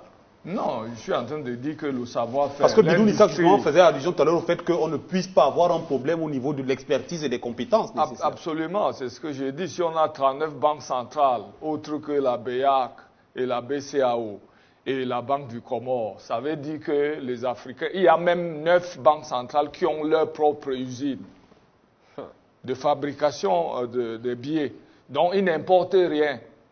Vous voyez, donc ce n'est pas la question technique, la question technologique ne se pose pas. Voilà. Et c'est pour ça qu'on considère que cette trajectoire qui est tracée par les Africains exclut toute intervention des colons. Vous avez écouté le président de Guinée, oui, en parlant au français. Mais le discours là, il peut paraître un peu général, mais il s'applique à plusieurs cas, notamment celui de la zone franc, parce que c'est un frein à l'intégration. Voilà, dès lors que nous voulons aller à la Banque centrale africaine, vous avez la BEA qui va venir s'asseoir aussi. La BCA va s'asseoir. Ça veut dire derrière, vous avez la France aussi assise. Vous comprenez? Et à la limite, nous allons dire les banques centrales, aujourd'hui, dont on parle, ne fonctionnent pas avec les techniciens français. Vous pouvez faire la visite à la BEA. Tout à fait. Tous les cadres, c'est tous des Africains. Le seul truc qui est là, c'est que c'est la France, vous voyez, comme on disait, en termes d'intelligence économique, c'est structuré de façon à ce que cette zone est rentable. La rentabilité de la zone est calculée. Je dis quantitativement. Ce n'est pas la théorie. Ici, on raisonne toujours en faisant les calculs partiels. Là-bas, on évalue la rentabilité de la zone franc. Et le franc ayant disparu, vous comprenez, le nom même de zone franc, le franc a disparu. vous avez vu que la France se battre durement pour obtenir l'accord avec l'Europe en 1998 pour qu'elle continue à avoir ses relations. Deux zones monétaires avec plus le Comore aussi. Les Africains. Les Européens disaient, on ne veut pas entendre parler de ce truc. C'est là que la France a dit non, ce ne sont pas des accords monétaires. Voilà. C'est des accords budgétaires. Vous voyez la sémantique. Et là, on sait, vous voyez bien que la France utilise les instruments d'intelligence économique. C'est-à-dire, c'est vraiment en termes techniques, elle vous fait apparaître un certain nombre de variables d'intérêt et tout ça. Mais techniquement, elle sait que ça, c'est un actif majeur pour elle. Donc, d'où la nécessité, comme le disait le docteur Simodium, de sortir peut-être du débat technique. C'est pour ça que vous n'allez jamais sur le débat technique. Je vous ai dit que la question là n'est pas une question de technicité. Si vous voulez créer une banque centrale, vous l'avez créée. On a créé le Soudan du Sud.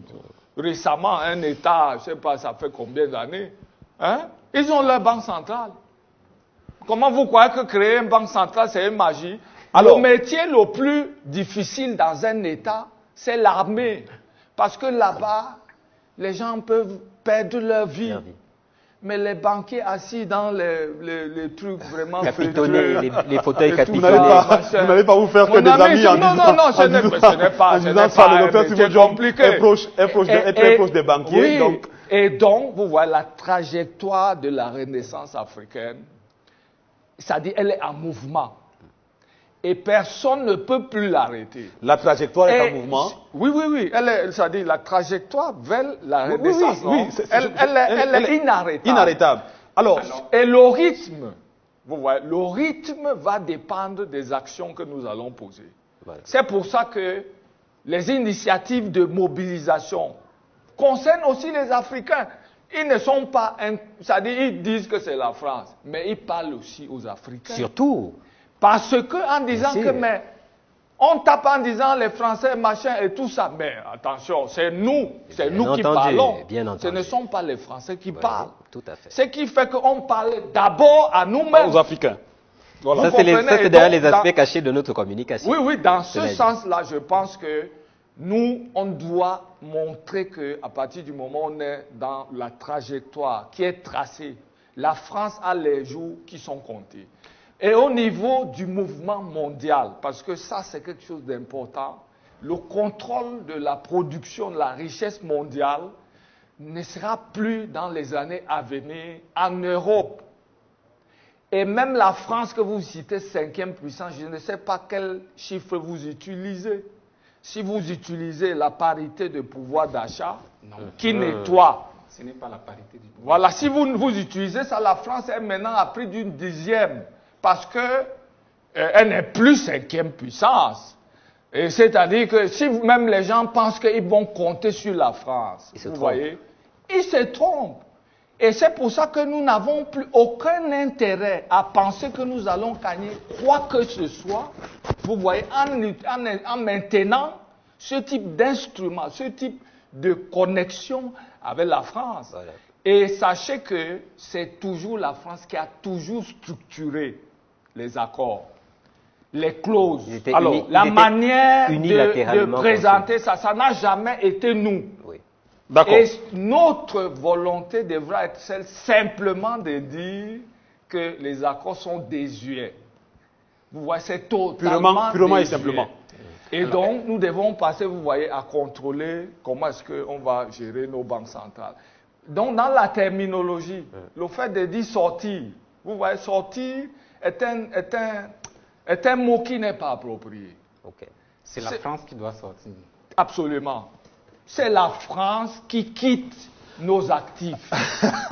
Alors, vous voyez. Alors, oui, Babi Sakane a dit la trajectoire est tracée et elle est inarrêtable. Oui, là c'est sur le plan, c'est sur le long terme. Voilà. Alors, je fais une prospective du court terme. Voilà. Pour compléter effectivement cet élan de transformation mentale et de prise en main de nos destinées par nous, les Africains. Alors, quelque chose se passe dans la zone de la CEDEAO et qui est intimement lié au destin de la zone franc.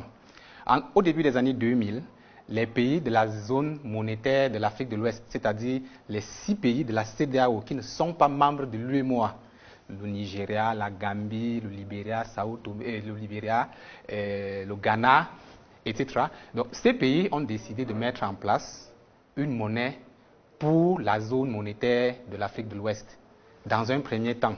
Et puis, pour un deuxième temps, au début de l'année 2020, de fusionner cette monnaie qui a d'ailleurs un nom, l'ECO, avec les pays, avec une autre monnaie qui sera créée par l'UEMOA. Donc, le plan, c'était au début des années 2000, créer une monnaie intermédiaire, l'ECO, et ensuite l'étendre à l'UEMOA, pour qu'en janvier 2020, on ait une monnaie qui couvre toute la CEDEAO.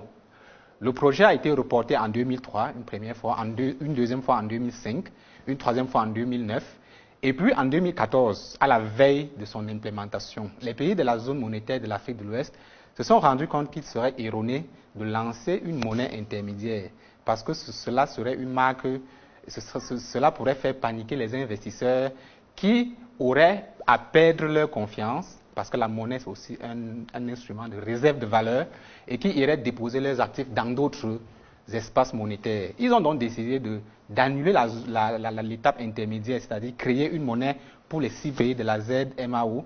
Et le dernier délai donc qui a été décidé cette fois-ci, c'est le 1er janvier 2020, avec la création de cette monnaie, définitivement avec les 15 pays de la CEDEAO. Donc, c'est sur la base de cet élément que nous allons faire une prospective de court terme, en disant ceci: si jamais ce projet aboutit, parce qu'il est possible qu'il n'aboutisse pas, qu'il soit aussi reporté à plusieurs reprises. Donc, première hypothèse, si jamais le projet de la monnaie unique de la CEDEAO aboutit, la zone franc se trouvera en 2020, dans 3 ans, amputée de 112 millions d'habitants et de 88 milliards de dollars de PIB. Il resterait tout simplement 44 millions d'habitants en Afrique centrale et puis 800 000 habitants en Afrique de l'Ouest. C'est déjà, comment dire, une réduction significative de l'influence que la France veut exercer. C'est aussi une réduction significative de la rente que la France veut prélever sur les actifs de tous les pays qui font partie de cette zone monétaire. Donc cela amènera la France à réagir en faisant des réformes habituellement cosmétiques, du genre peut-être changer le nom. Ou alors adosser la nouvelle monnaie à un panier de devises. Voilà. C'est des réformes qui sont envisageables. De toutes les façons, en 2013, la commission Védrine-Zinsou avait déjà sorti un rapport qui comportait une quinzaine de recommandations, dans lesquelles 2 recommandations attiré mon attention. Il s'agissait justement d'amener la France. C'était à l'initiation de Pierre Moscovici, ministre des Finances de l'époque. Hubert Védrine et Lionel Zinsou demandaient à Bercy de changer le nom du franc CFA, parce que le nom était un préjudice pour la France. En deuxième position, Hubert Védrine et Lionel Zinsou demandaient à la France d'élargir la zone monétaire du franc au Ghana, à la Sierra Leone et puis au Libéria. Vous voyez le rétropédalage, au moment où les peuples sont en train de travailler pour sortir de ce qu'ils considèrent comme une servitude. Là-bas, l'intelligence économique consiste plutôt à élargir la servitude. Ça veut dire qu'il y a un intérêt palpable qu'on veut préserver, qu'on veut accroître, qu'on veut multiplier. Donc ça, c'est une première possibilité. La deuxième possibilité, c'est que la monnaie unique de la CEDEAO échoue, ou alors soit reportée indéfiniment. Parce que ça aussi, c'est possible. L'intelligence économique adverse peut manœuvrer pour que le projet traîne indéfiniment. Et si c'est le cas, eh bien, le rapport de force ne va pas changer et rien d'autre ne changera, puisque tant que le rapport de force est en faveur du belligérant de Bercy, eh bien, Bercy s'arrangera toujours pour qu'on ait l'impression que c'est les Africains qui veulent que la zone franc se perpétue. Donc, qu'est-ce qu'il reste donc? Il reste donc la question que vous avez posée, à savoir, est-ce que les Africains ont les moyens? Je dis oui.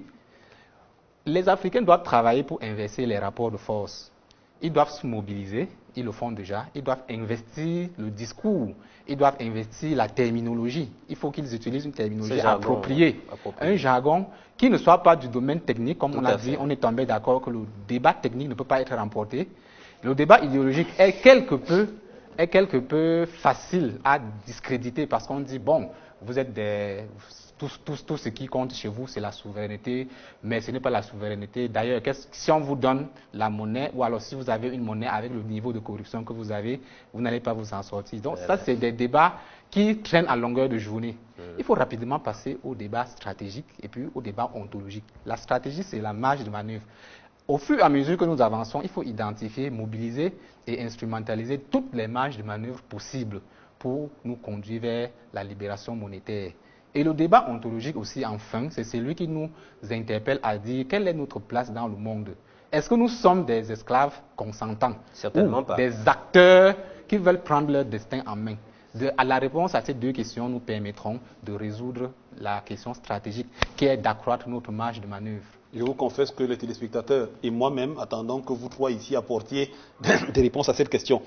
Votre schéma, votre scénario me semble fortement plausible, sauf que il repose sur un si important. Oui, c'est la prospective. Et nous savons tous qu'avec des si, on irait faire du ski au Sénégal. Disons que la prospective, ce n'est pas la prophétie, ce n'est pas la divination. Oui, mais cette prospective-là, reposant sur un si énorme, comme vous l'avez dit, la création d'une monnaie unique pour la zone UEMOA, il a été renvoyée 4 ou 5 fois, avec une possibilité qu'elle le soit une nouvelle fois, c'est quand même une prospective assez handicapante, me semble-t-il. Non, si vous permettez, Maël, j'ai fini en insistant sur ce que nous pouvons faire pour hâter le processus. D'accord, ok. Mobiliser nos forces pour inverser les rapports de force. D'accord, on parlera de mobilisation. Je note ça tout de suite pour ne pas oublier. Vous prenez la parole, je reviendrai sur la mobilisation dans quelques instants. Encore, je voulais dire que lorsque Simo Diom parle lorsqu'il utilise le si, c'est la locution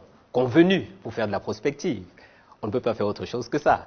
Si on veut parler d'un futur qui n'est pas encore, sur le principe, inscrit dans le présent, par définition. Si on regarde aussi le fonctionnement actuel de la BEAC et de la zone CEMAC, vous voyez que j'ai employé le si, on constate que le volet concernant la politique monétaire, parce que quand j'ai entendu dans un élément qui nous a été fait, qui est passé tout à l'heure en reportage, que ce n'était pas que le franc CFA était une monnaie comme toutes les autres, mais justement, il n'est pas une monnaie comme toutes les autres. Et au-delà de ça, à un moment, on a rappelé que, bon, c'est Vabi Sakana qui le rappelait fort à propos, que les gens ont l'impression que c'est un débat dans les nuages, parce que, bon, on ne voit pas trop les gens qui meurent, on ne voit pas trop la...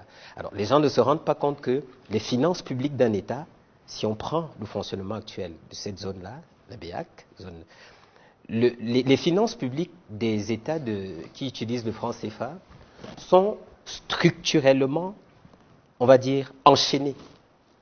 Simplement parce que, concernant le volet monétaire, vous savez, le principe chez les banquiers, je crois que vous nous avez dit que le frère Simo en est proche, le principe chez les banquiers, c'est que c'est la demande qui détermine la production ou, si vous voulez, la mise à disposition des ressources monétaires. Or, chez nous, vous voyez que ce n'est pas le schéma qui s'applique. Et ce n'est pas parce que les opérateurs ne présentent pas les garanties suffisantes. Non. C'est parce que structurellement, il y a déjà des plafonds qu'on ne peut pas franchir dans, par exemple, des activités liées au financement de l'économie. Mais par contre, vous verrez que dans le cas des crédits à la consommation, les garanties qui sont exigées dans ce cas-là sont plutôt... Il y a des modalités qui sont plutôt souples. Et donc, quand on étudie les crédits, par exemple, liés à la consommation, on suit le filon et on aboutit au marché européen qui, en vérité, capte tout cet argent-là, c'est-à-dire quelqu'un qui a un salaire ou qui a bénéficié d'un crédit consommation peut-être pour l'ameublement de son domicile, pour les matériaux qu'il utilisera dans le cadre de cette opération, seront probablement fabriqués dans des proportions de 90 à 100% ailleurs que sur le marché national. Mais attention, il y a une autre dimension encore plus pernicieuse. C'est que quand vous regardez le fonds d'opération, on demande aux États qui ont le franc CFA en usage d'y centraliser 50% de leurs opérations de commerce international. OK. Mais il y a une quote-part qui constitue des fonds hors compte d'opération. Et à ce moment-là, les États ayant en usage le franc CFA, il y a une disposition qui dit, dans les conventions bandites qui ont été signées, il y a une disposition qui dit ces fonds ne peuvent être investis prioritairement que dans des économies gradées AA. En d'autres termes, les fonds hors compte d'opération constitués par les devises des États africains ne peuvent pas être empruntés par ces États-là les premiers. En plus, un autre élément, c'est que les droits de tirage spéciaux, qui sont finalement ce qui permet aux États de parler avec autorité lorsqu'ils sont au FMI, les droits de tirage spéciaux des États qui utilisent le franc CFA sont cédés dans leur exploitation à la BEAC, qui, elle, bien sûr, dans son comité directeur et tout le reste là-bas au niveau du conseil d'administration, a 2 administrateurs français, qui, eux, viennent du pays où la réelle politique monétaire est définie. Conséquence, quand la France s'assied au FMI, elle a d'abord ses DTS, ses droits de tirage spéciaux, à elle, et elle rajoute sur la table les droits de tirage spéciaux de tous ces pays qui ont en usage le franc CFA. Imaginez l'impact diplomatique d'une telle capacité d'influence.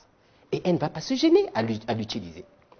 C'est des aspects qui, aujourd'hui, sont là et font en sorte que le volet, par exemple, de la politique monétaire, n'étant pas celui dans lequel notre souveraineté s'exprime, ne serait-ce qu'en dose homéopathique, ça fait que si vous voulez, dans votre pays, développer le champ de l'industrialisation, je prends un exemple au hasard, et que vous avez des projets porteurs qui sont tout à fait bancables selon leur business plan, vous ne pourrez pas les financer parce que vous n'aurez pas la production de ressources monétaires suffisantes au financement de ce projet pourtant porteur.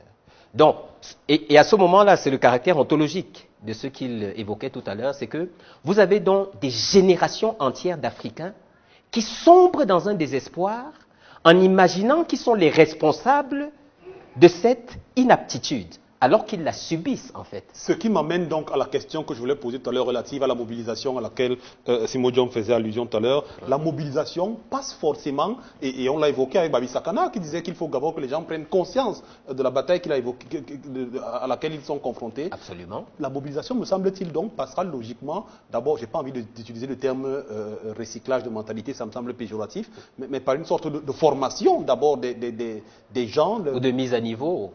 Oui, voilà, ça me semble plus Parce que élégant. les gens ont des compétences dans des domaines et souvent ces compétences ne sont pas complétées. Parce que et c'est justement... là la question aujourd'hui, comment faire en sorte que l'élite africaine, intellectuelle africaine et la diaspora à laquelle vous faisiez allusion en début d'émission, comment faire en sorte qu'ils prennent conscience de cette bataille et qu'ils prennent conscience de l'engagement qui est attendu d'eux.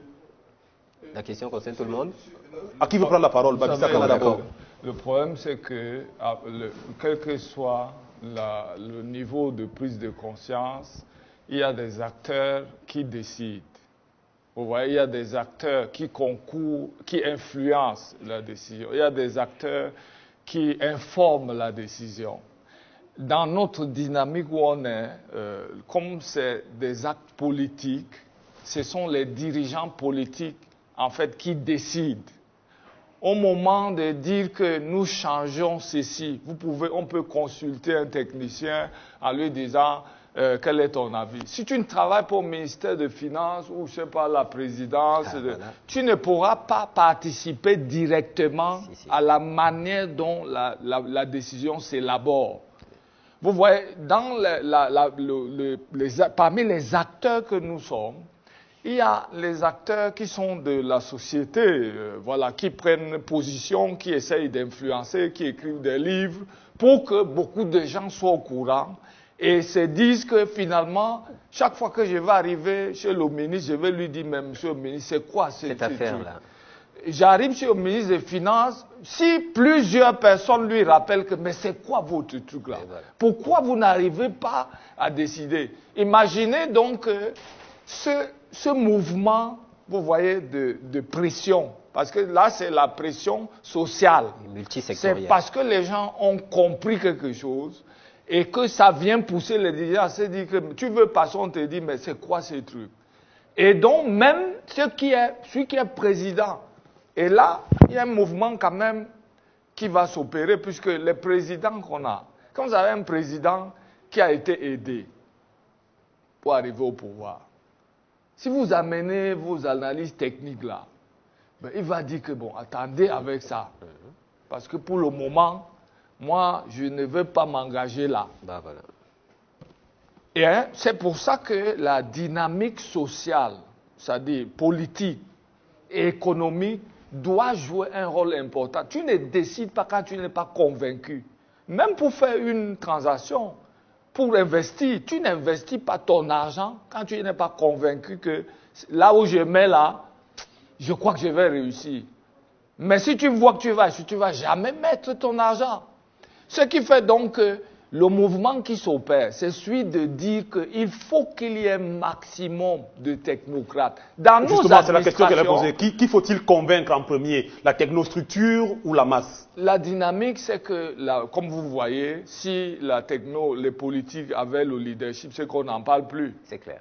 C'est qu'ils avaient déjà décidé qu'on met fin.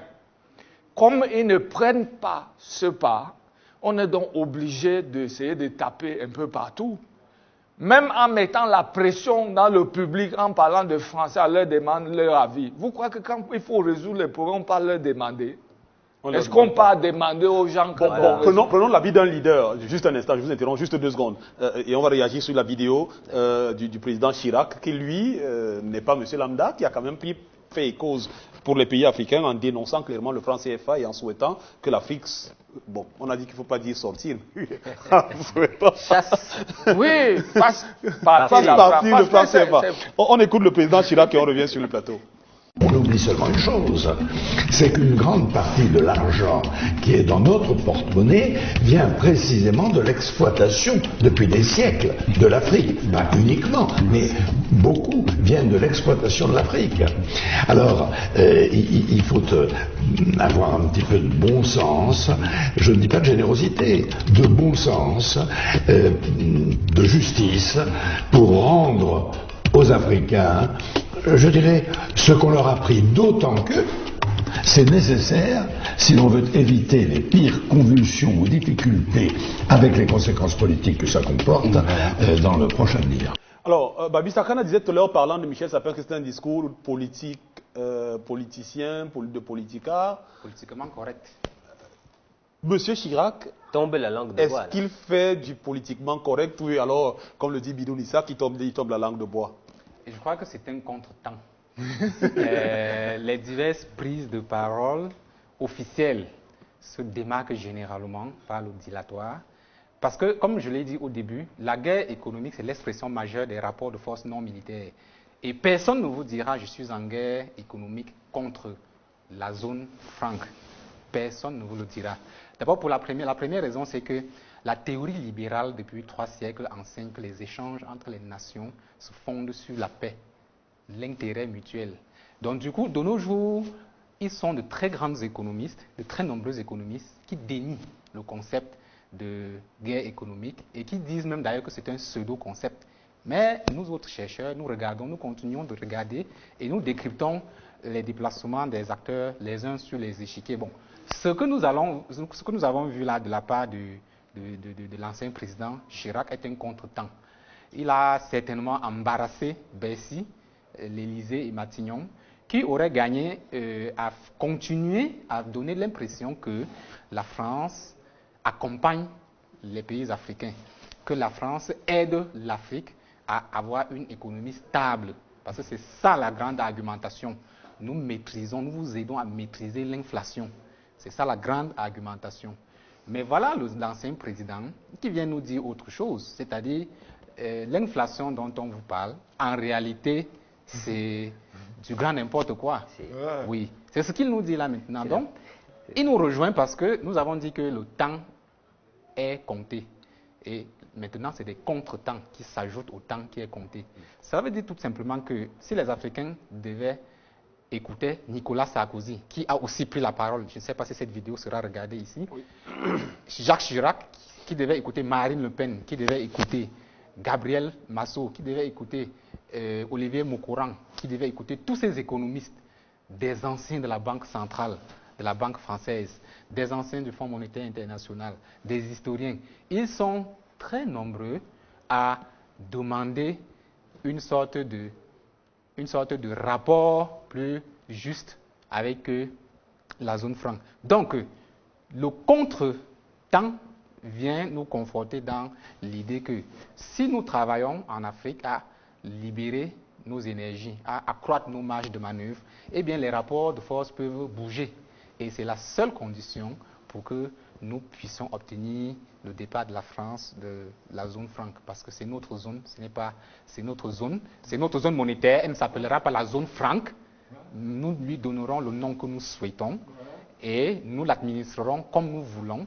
Nous commettrons des erreurs, nous en apprendrons et puis nous avancerons. Bidon Isaac, avant le dernier tour de table. Alors, quand j'ai écouté Jacques Chirac, je souris parce que personnellement, je ne l'ai pas attendu. Et je trouve que c'est de nul intérêt. Parce que Tchinjiang Pouemi, en ce qui nous concerne, ainsi que d'autres, avait tiré la sonnette d'alarme de la manière la plus opportune et la plus appropriée. Et je me méfie de certains travers qui visent à nous faire justement toujours guetter dans le regard français l'étalon de mesure, puisqu'on parle de monnaie, cette monnaie morale qui va venir nous dire vous valez sur une échelle de 1 à 10, vous êtes dans la pertinence, vous ne l'êtes pas. Je le dis le plus poliment, je me passerai de l'opinion du président Chirac. Cependant, l'usage que je ferai de ce qu'il a dit, c'est de souligner, et je l'ai fait sur un bout de papier que j'ai là, les expressions qu'il emploie. Il dit c'est une question de bon sens. Il ajoute non pas de générosité, mais de justice. Et lorsqu'il le dit, il est clairement en train de dire ça ne nous appartient pas. Ce que je vous demande de rendre, c'est pour cela que ce n'est pas de la générosité, messieurs. C'est un dol que nous avons opéré. Et aujourd'hui, ceux qui en ont été les victimes, pas résignés, parce que nous nous sommes toujours battus. Quand je disais tout à l'heure que le champ de bataille pour nous se situe sur le plan moral, c'est parce qu'en droit et en légitimité, nous avons toujours résisté à l'oppression française dans ce pays. C'est le pays de Oumniobé, de Moumié, de Wandje. Il faut rappeler que Oumniobé, c'est devant la tribune des Nations Unies qu'il a arraché notre indépendance et qu'il a fait partir déjà la France politiquement, même si celle-ci a procédé à un glissement qui a visé à mettre en place des éléments au niveau humain qui allaient se recycler dans la perpétuation de la politique coloniale antérieure. Je disais, c'est malgré tout, dans le cadre qui est celui présent, l'expression de ce triomphe moral qui nous a permis, je disais, devant la tribune des Nations Unies, d'avoir gain en droit devant la France. Et c'est toujours sur ce plan moral et juridique que nous aurons droit et nous aurons gain devant la France, simplement parce que si vous vous souvenez, on va faire un peu de littérature, ce ne serait pas mauvais, si vous vous souvenez du discours sur le colonialisme d'Aimé Césaire et ce qu'il dit d'une civilisation qui érige le colonialisme en principe de fonctionnement, il dit qu'elle est décadente. Et il l'avait vu bien avant nous. Cette décadence-là, nous offrons une planche de salut à la France quand nous lui proposons d'agir, voilà, en adéquation avec la morale qui semble être inscrite dans la bannière qu'elle présente partout, la terre des droits de l'homme et j'en passe, tous ces principes qui sont vides de sens dans la praxis quotidienne. On lui tend une perche pour qu'elle restaure sa dignité, eu égard à ce qu'elle a commis en termes de dégâts au plan économique, monétaire et financier dans la zone. Messieurs, vous avez des vues convergentes sur le combat, sur les scénarios de dénouement, mais en avez-vous sur l'épilogue? Comment ça se termine? Non. Babi Sakana. Vous savez, quand tu es propriétaire, en général, si quelqu'un entre dans ta maison, tu veux que quoi? Qu'est-ce qui gagne à la fin? C'est-à-dire que on est... Ça dépend là encore du rapport de force. Non, c'est-à-dire que, parce que je te parle de ton... Parce que ici, la France ne va plus jamais revenir. C'est vrai, on peut dire que, bon, peut-être dans 100 ans, le monde va se renverser, nous allons peut-être tous devenir, je ne sais pas quoi, pourquoi on nous recolonise encore. Mais le scénario, il est un scénario absolument clair. C'est que si la France était stratège C'est-à-dire que si elle raisonnait comme un créateur de valeurs, je dis de richesse, hein, elle serait la première à dire que, écoutez les gars, this is the past. Cette instrumentation-ci n'est plus moderne. Yes. Je ne peux plus continuer à gérer les principes qui ont été instaurés en 2020. Il faut que vous puissiez gérer vos affaires. Ça, c'est le stratège. C'est-à-dire que si tu raisonnes sur le mouvement du monde et tu regardes que je ne veux pas m'être cramponné sur quelques pays africains en pensant que c'est là que je veux faire mon avenir. Vous voyez, c'est un peu le sens du rapport. Cette hypothèse a été écartée par Maurice Simodium tout à l'heure. Non, il a parlé de prospective à court terme. Non, bien avant, quand il parlait justement de la France, et lui disait qu'il y a la possibilité que la France, elle, arrête définitivement ce récit. C'est ce que j'ai dit donc, comme elle n'est pas stratège. Ah, d'accord. Parce que ça dit qu'un pays stratège, c'est celui qui, en fait, anticipe sur les événements. Ouais. Maintenant, c'est que Chirac dit... Les Anglais sont un bel exemple. Lui, oui, naturellement. On rappelle de ce que tout à fait. Disait au sujet de la zone ce qu'il s'est fait bonne conscience maintenant, là, il a été président de la République. Hein. Bah ouais. Il aurait pu dire, écoutez les gars, c'est fini, là, arrêtez ce truc. C'est le même qui a dit que la démocratie était un luxe pour les Africains. Voilà. C'est le même qui parlait là. Pour moi, comme il disait là, je ne suis du tout pas impressionné par les conseils qui viennent de la France. C'est-à-dire que ce soit en termes de, stabilité, tout ça, je n'ai vraiment pas cru. Chez moi, sur la question monétaire, c'est une question principielle. Ce n'est pas une question de que économique, qu'est-ce qu'on gagne, qu'est-ce qu'on perd. C'est que si je suis un État, je dois avoir ma monnaie et je dois la contrôler. Point à la ligne. Donc l'épilogue, c'est que... L'épilogue, c'est que la France va se retirer.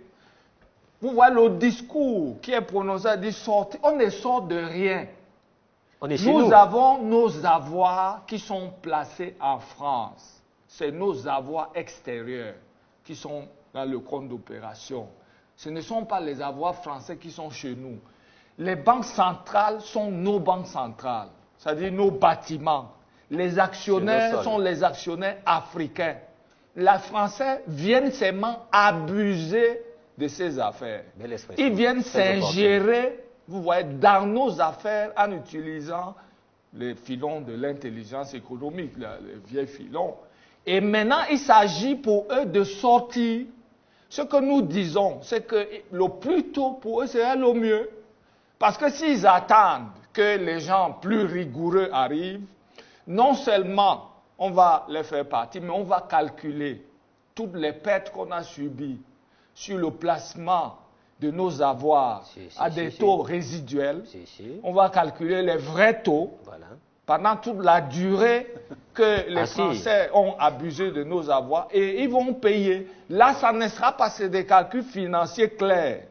Parce que vous savez que les avoirs placés, les 50%, c'est rémunéré au taux marginal de la Banque centrale européenne. De la BCE. Actuellement, c'est 0,25%. Ah ouais. Aucun État normal ne peut considérer qu'il peut mettre ses avoirs quelque part. On lui donne cette rémunération.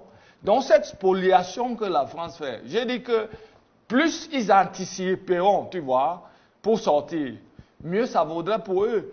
Parce que si ça se passe au moment où des dirigeants plus rigoureux arrivent, on va demander, non seulement on dénonce l'accord, mais on fait l'audit, c'est-à-dire on commande audit international pour vérifier comment les choses ont été gérées et que l'abus, le transfert indu d'avoir ou de ressources qui a été opéré en finançant le budget français par nos avoirs, on va le restituer. Parce que c'est une question de justice. Comme ce que Chirac disait. Et la justice est requise par... ce ne sont pas les Français qui vont demander la justice.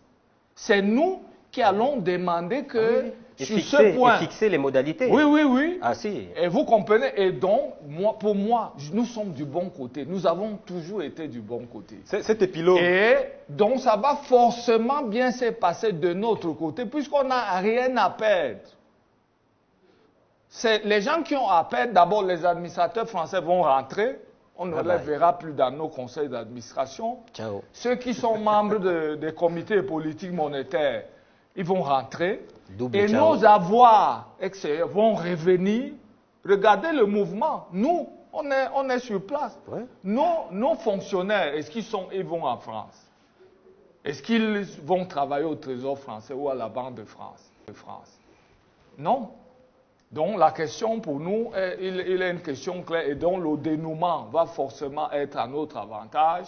C'est pour ça qu'on demande que les Africains qui soient calmes et puis qu'ils soient conscients que c'est nous qui décidons. Et surtout qu'ils rentrent dans Ce n'est pas la France qui décide. C'est-à-dire s'ils décident avant, c'est que vraiment ils sont stratèges, c'est-à-dire ils anticipent. Mais s'ils attendent ça risque très mal que nous décidions, à ce moment-là, on va tirer les conséquences vous voyez, et surtout tirer l'ardoise. Cet épilogue vous semble-t-il plausible, docteur Simon? Je souscris à cette analyse et il me reste à aller un tout petit peu au-delà parce que nous parlons de la guerre monétaire et nous sommes convenus que ce n'est qu'un aspect de la grande guerre économique dans laquelle nous sommes embarqués volontairement ou involontairement parce que une fois que nous sommes inscrits dans la compétition internationale, une fois que nous construisons des ports pour faire du commerce, des ponts en eau profonde pour faire du commerce. Une fois que nous signons des accords de partenariat économique, nous devons comprendre que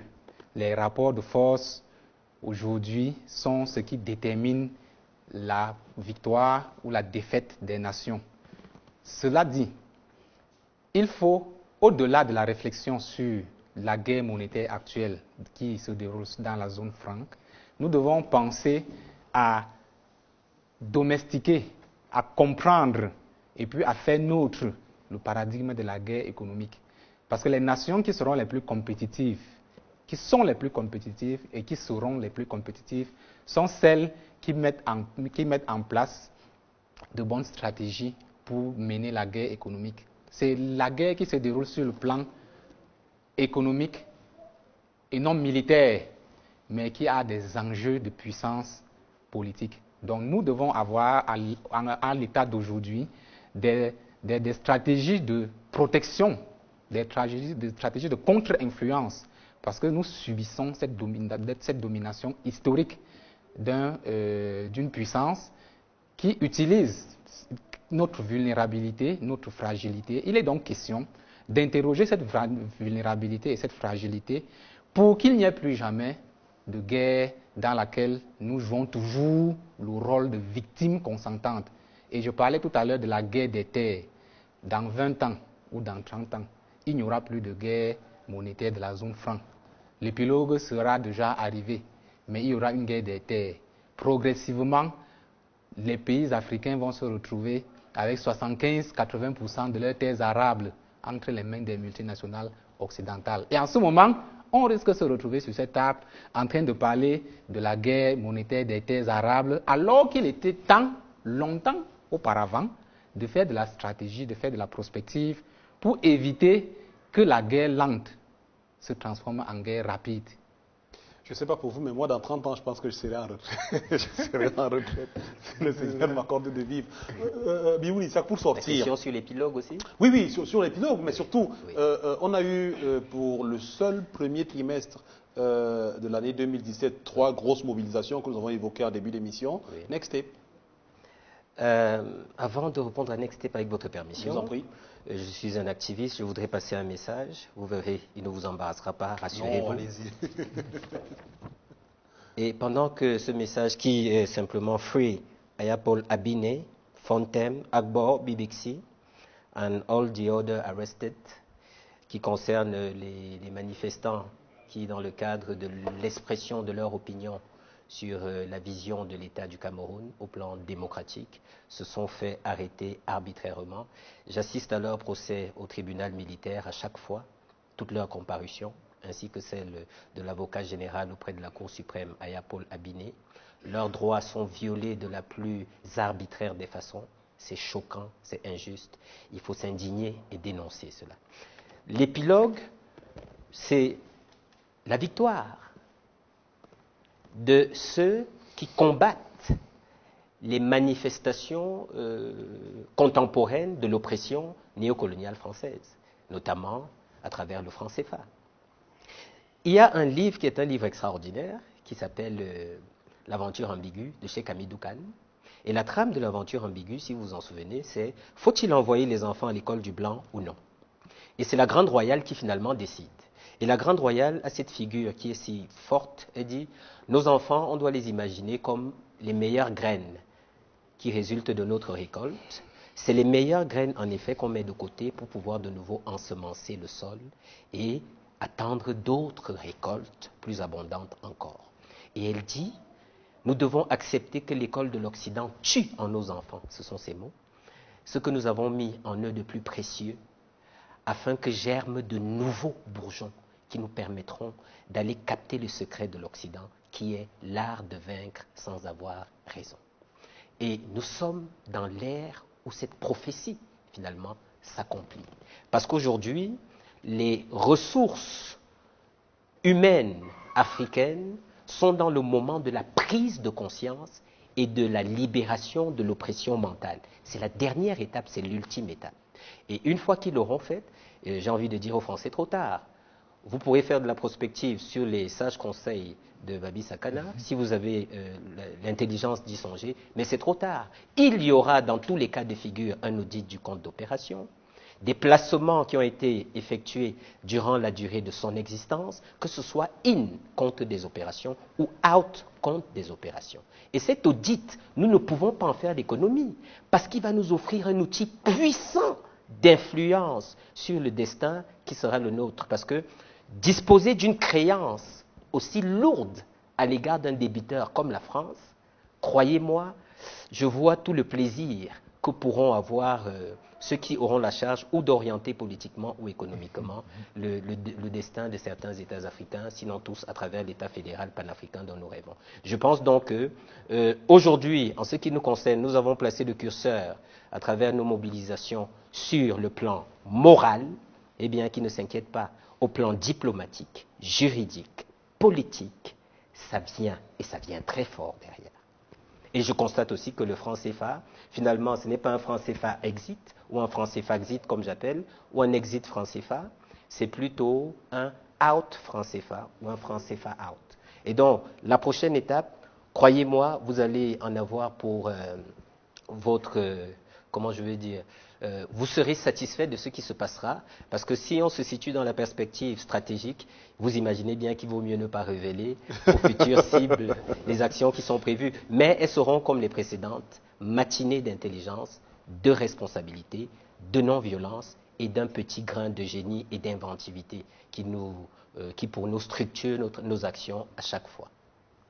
Merci infiniment, messieurs. Merci beaucoup d'avoir, à travers vos éclairages et vos analyses, apporté une grosse contribution à ce débat sur le franc CFA et sur cette guerre dans la zone CFA. Je prie vivement, mieux, j'apporterai autant que faire se peut à titre personnel ma contribution à ce que l'épilogue que vous avez décrit survienne véritablement. Merci beaucoup et on espère que vous répondrez toujours aussi favorablement à nos prochaines sollicitations. J'espère que nos téléspectateurs en ont tiré quelque chose. Moi, par contre, j'ai beaucoup appris tout au long de ce débat. Madame, monsieur, merci à vous de nous avoir suivis pendant ces 2 heures. Merci de continuer à rester en compagnie de nos programmes. Continuez à nous faire vos critiques et suggestions sur nos pages respectives, Facebook et sur tous les autres réseaux sociaux. Merci. Et on se retrouve jeudi prochain pour une nouvelle édition de Vox Live. Moi, je vous donne rendez-vous demain pour une nouvelle édition de Sans Rancune. Restez sur notre antenne et très bonne soirée à tous.